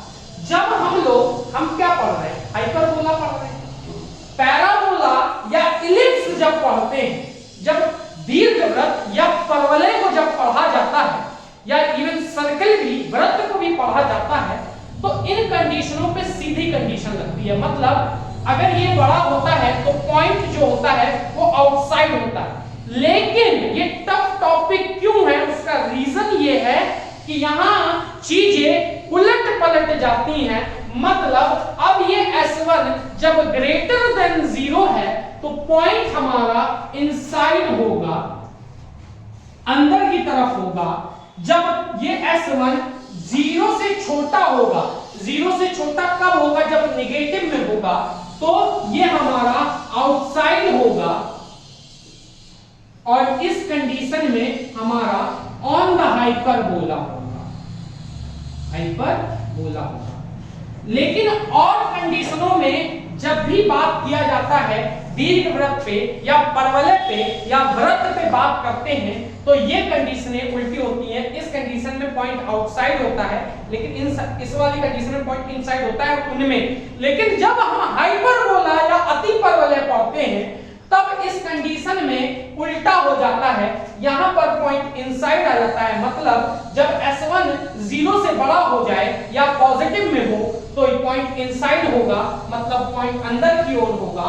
जब S1 इज इक्वल टू 0 हो जाए तो मतलब पॉइंट हाइपरबोला पर होगा जब S1 इज लेस देन 0 हो जाए तो पॉइंट बाहर की तरफ होगा।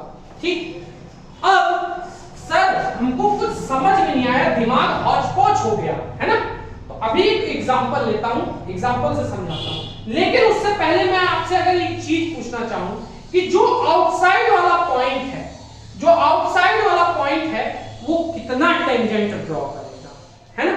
ये आपसे एक डायरेक्ट क्वेश्चन, कॉन्सेप्चुअल क्वेश्चन। देखिए यहां पे आपसे कोई मैथमेटिक्स करवाया क्या? नहीं करवाया। क्वेश्चन ऐसा ही आ जाएगा कि ये अगर मान लो हाइपरबोला का एक इक्वेशन दिया और आपको कोऑर्डिनेट दिया, ठीक, और आपसे ये पूछ लिया कि ये बताइए कि ये कितने टेंजेंट ड्रॉ करेगा, मतलब ये जो बाहर वाला है ये कितने टेंजेंट मार सकता है। एक टेंजेंट तो यहां से छूते हुए निकाल सकता है अगर यहां पे हाइपरबोला, एक टेंजेंट हमारा यहां से छूते हुए निकाल सकता है, एक टेंजेंट हमारा यहां से छूते हुए निकाल सकता है, एक टेंजेंट हमारा यहां से छूते हुए निकाल सकता है। तो एक जो बाहर का पॉइंट है वो 4 टेंजेंट बना सकता है और सिर्फ जो पॉइंट हाइपरबोला पे है वो एक टेंजेंट बना सकता है। और अगर जो पॉइंट अंदर है क्या वो टेंजेंट बना सकता है? ये आप बताओ, टेंजेंट बना सकता है? करता ही नहीं बना सकता।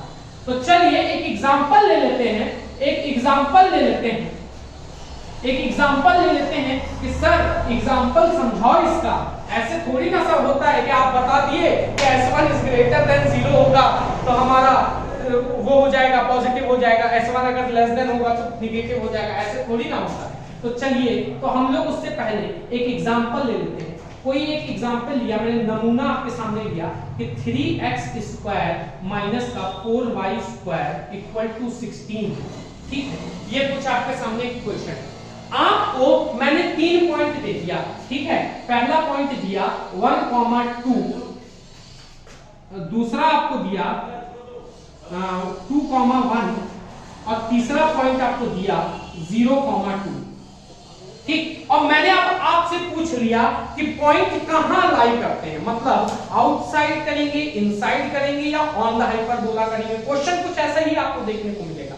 तो कुछ भी नहीं करना है, इन पॉइंटों को डायरेक्ट इसमें डाल दो। भाई ये x एक्सिस का पॉइंट है, ये y एक्सिस का पॉइंट है, तो इसमें डायरेक्ट डाल दो। और जब इसमें आप डालोगे तो 1 का स्क्वायर है 3 माइनस ये हो जाएगा 4 और 16, तो ये हमारा क्या होगा 3 माइनस 16 और ये 16 है ना।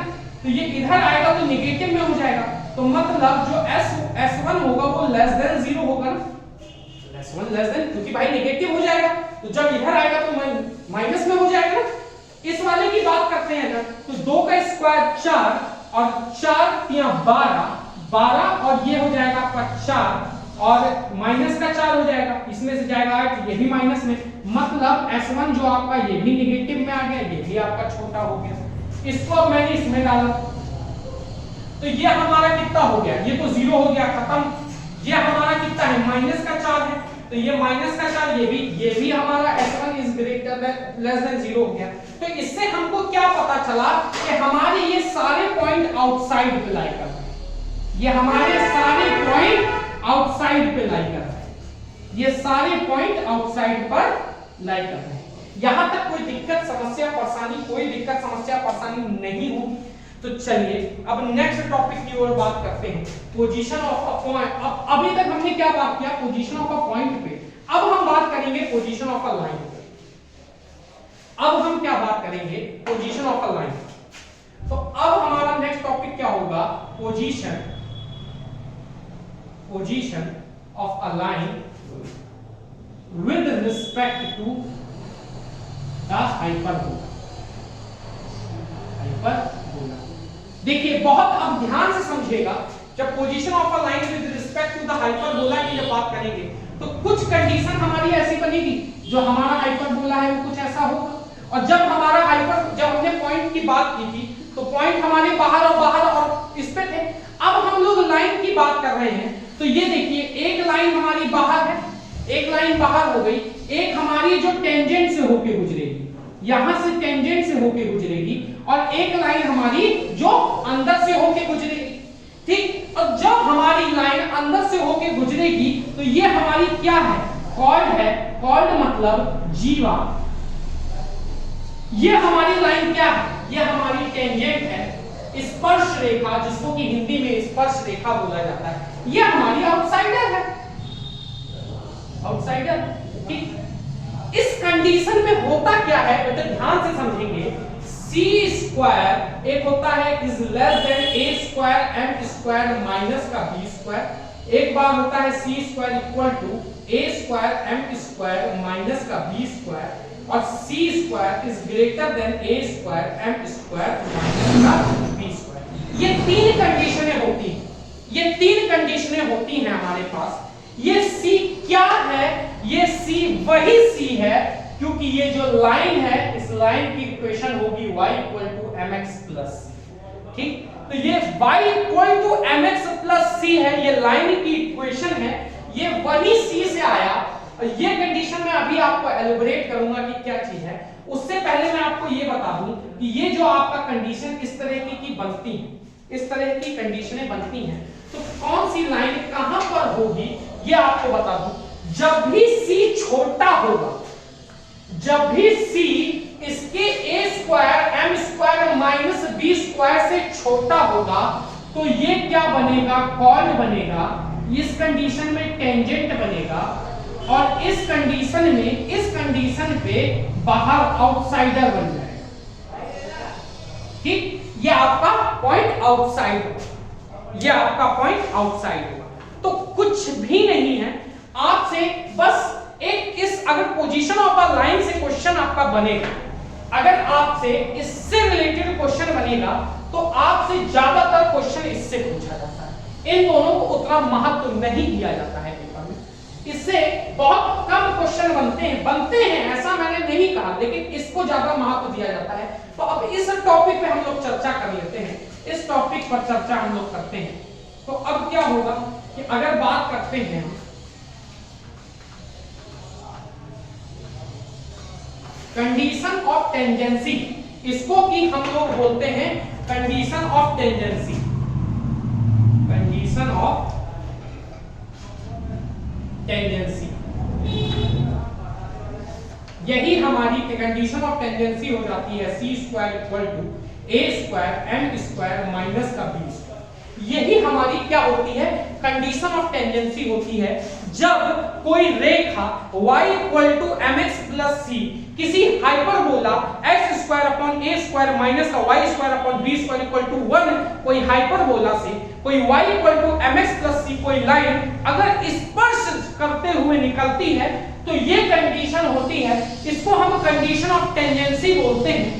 और अब इससे रिलेटेड क्वेश्चन क्या आता है, इसी से ही रिलेटेड आगे क्वेश्चन क्या बनता है, बहुत ध्यान से बात समझना, बहुत ध्यान से, कि इससे रिलेटेड क्वेश्चन क्या बनेगा कि आपसे पूछा जाएगा कि इक्वेशन ऑफ टेंजेंट बताओ, इक्वेशन ऑफ टेंजेंट बताओ, इक्वेशन ऑफ टेंजेंट बताओ। ये भी दो प्रकार के होते हैं, ये भी दो प्रकार के होते हैं। अब मैं धीरे धीरे ऊपर बढ़ा रहा हूं चीजें, अभी तक तो मैंने इंटर तक लिया था, अब ग्रेजुएशन लेवल पे एंटर करने वाला हूं, तो आपको बहुत ध्यान से लेके समझना होगा। ये इक्वेशन ऑफ टेंजेंट क्या है, इक्वेशन ऑफ टेंजेंट मतलब आपसे इक्वेशन ऑफ टेंजेंसी लिखवा रहा है। तो ये अगर मैं इसी को अगर c से उधर करता हूं, ये स्क्वायर उधर फेंकता हूं, तो ये c बराबर under root a square m square minus का b स्क्वायर बनता है। ये एक इक्वेशन बनती है। अब इक्वेशन ऑफ टेंजेंसी का क्या मतलब कि y equal to mx plus c, आप जानते होंगे ये c क्या है, ये यही c है। तो ये आपका क्या बना, y equal to mx plus under root a square m square minus का b स्क्वायर। ये आपका एक कंडीशन बनता है, ये आपका एक कंडीशन बनता है। जब आपसे क्वेश्चन पूछा जाता है कि आप हमको इक्वेशन ऑफ टेंजेंट बताओ, तब आप ये फॉर्मूला लगाएंगे। अब ये फॉर्मूला आपको मैंने रटाया नहीं है, मैं चाहता तो एक सेकंड में ये फॉर्मूला लिखता, y equal to mx plus under root a square m square minus b square, और कह देता कि रट लो, इसको रट लो, इसको रट लोगे, क्वेश्चन आएगा सॉल्व कर लोगे। नहीं, मैंने रटाया नहीं, मैंने आपको इसका ओरिजिन बताया कि कहां से पैदा हो रहा है और कहां से आ रहा है। तो अब आपको इसको रटने की जरूरत नहीं पड़ेगी। दूसरा, सबसे इंपॉर्टेंट बात है, नोट करके डाल लेना, बहुत इंपॉर्टेंट बात है, ध्यान से आपका फोकस यहां होना चाहिए कि ये इक्वेशन तभी यूज होगी जब आपको स्लोप गिवन हो। जब आपको स्लोप गिवन हो, जब स्लोप गिवन होगा मतलब m की वैल्यू गिवन होगी तभी ये आपको लगेगा। और अगर मान लो कि स्लोप नहीं देता है, तो ये एक राज की बात बता रहा हूं, डायरेक्ट ट्रिक बता रहा हूं, अगर आपको स्लोप नहीं देगा तो एंगल देगा, और अगर आपको थीटा देगा तो आपको तब भी स्लोप निकाल सकते हो। कैसे? m बराबर tan थीटा ये होता है। यहां अगर आपको एंगल भी दे दिया है, क्वेश्चन मतलब टफ लेवल तभी बढ़ाएगा ना जब आपके कॉन्सेप्ट के साथ छेड़छाड़ करें, है ना। अब अगर आपको सारे कॉन्सेप्ट पता है तो आपके सामने क्या कोई क्वेश्चन टफ रहेगा? कतई टफ नहीं रहेगा। क्वेश्चन टफ कहां रहता है? जब नॉलेज अधूरी होती है। तो नॉलेज अब अधूरी है नहीं।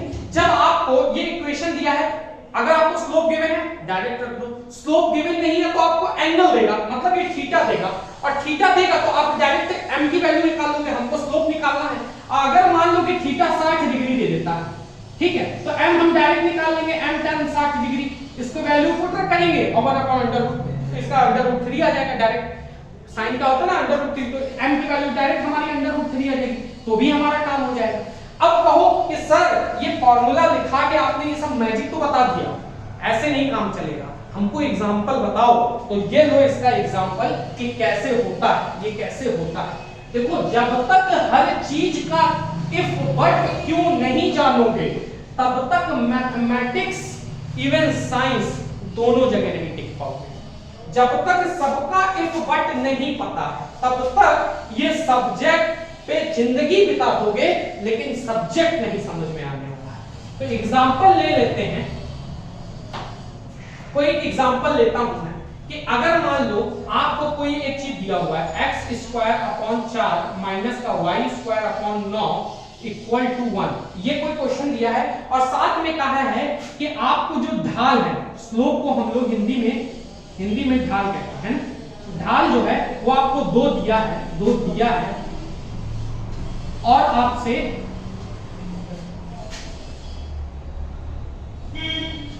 इक्वेशन ऑफ टेंजेंट पूछ रहा है।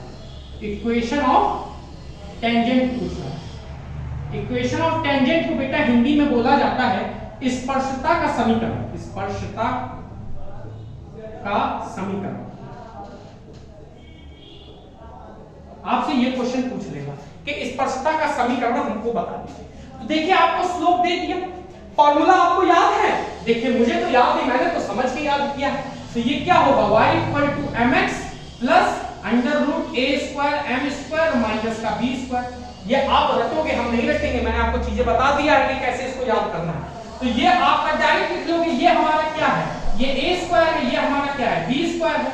हमको ये तो दिया ही है, m बराबर 2 है, m² कितना होगा, 4 होगा, रख दो, खत्म क्वेश्चन। y = यहां पर 2 की वैल्यू रखोगे 2x प्लस माइनस।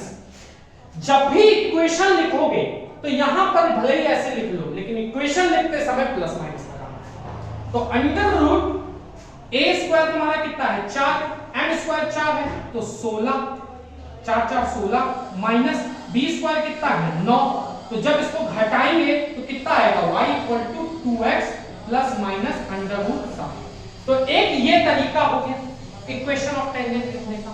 अब बेटा दूसरा तरीका भी होता है, दूसरा तरीका आपने सुन भी रखा होगा, ये बच्चा वही सुना होगा जो टीजीटी पीजीटी के साल 1.5 साल से तैयारी कर रहा होगा, अदरवाइज इस तरीके को किसी ने नहीं सुना होगा।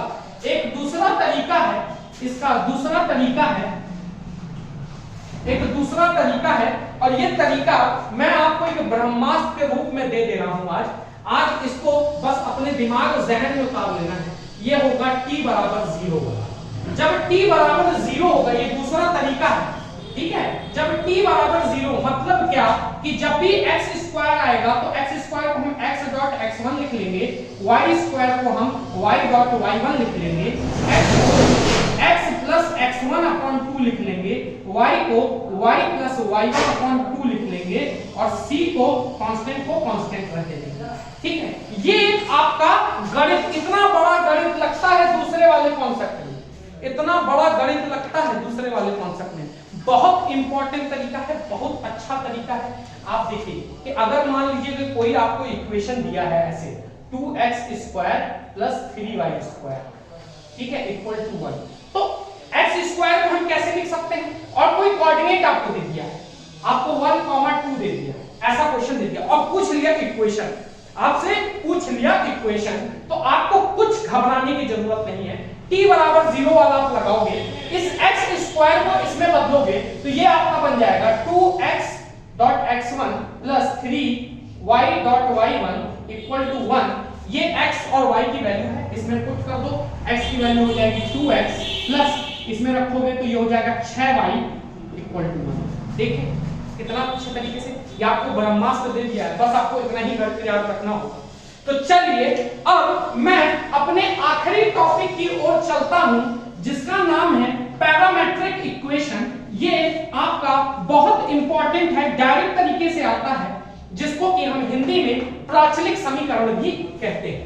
इसका नाम है parametric equation, parametric equation, parametric equation, जिसको कि हम प्राचलिक समीकरण कहते हैं। ये प्राचलिक समीकरण होता क्या? जैसे कि मान लीजिए ये हमारे पास x² / a² माइनस का y² / b² = 1, ठीक, x² / a² माइनस का y² / b² = 1, ठीक। अगर हमको जानना हो कि सर इसका प्राचलिक समीकरण या पैरामेट्रिक इक्वेशन क्या होता है, तो बहुत ध्यान से समझेंगे। हम x = a sec थीटा रखते हैं, a sec थीटा, और y बराबर हम रखते हैं b tan theta, b tan रख दो। ये कितना हो जाएगा? a² sec² थीटा अपॉन में a² माइनस का y² tan² थीटा अपॉन में b² अपॉन में b² = 1। ये कटा, ये कटा, तो क्या आपको एक ट्रिग्नोमेट्रिक आइडेंटिटी नहीं दिख रही है कि ये 1 होता है? क्या sec² theta minus tan² theta 1 नहीं होता है? यही प्राचलिक समीकरण होता है बेटा, यही तुम्हारा प्राचलिक समीकरण होता है। डायरेक्ट क्वेश्चन कोई पूछ लेता है, डायरेक्ट क्वेश्चन कोई पूछ लेता है तो आप डायरेक्टली भी लिख सकते हैं।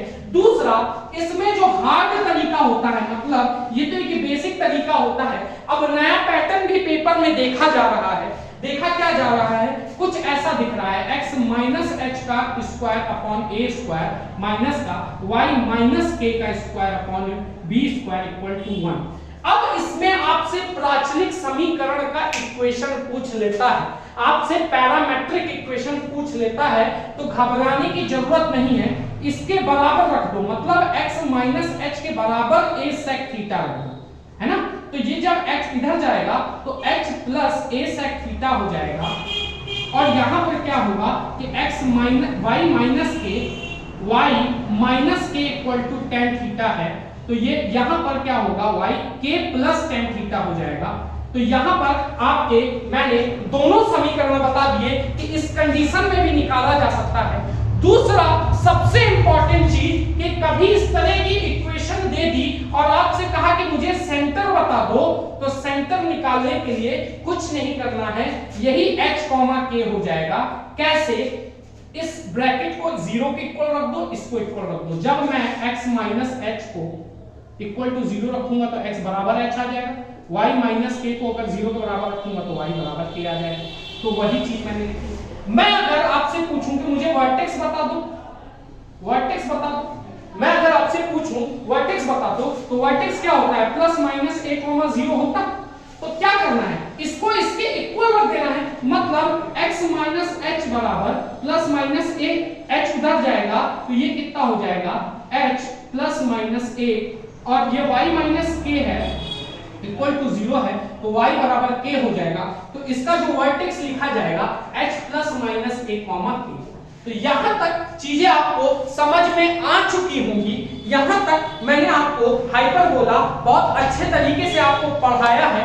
बहुत अच्छे तरीके से आपको समझाया है और आपको जहां तक कि मैंने पूरा लेवल कंप्लीट किया है, टीजीटी पीजीटी में कितना लेवल तक पूछा जा सकता है वो सब कंप्लीट किया है।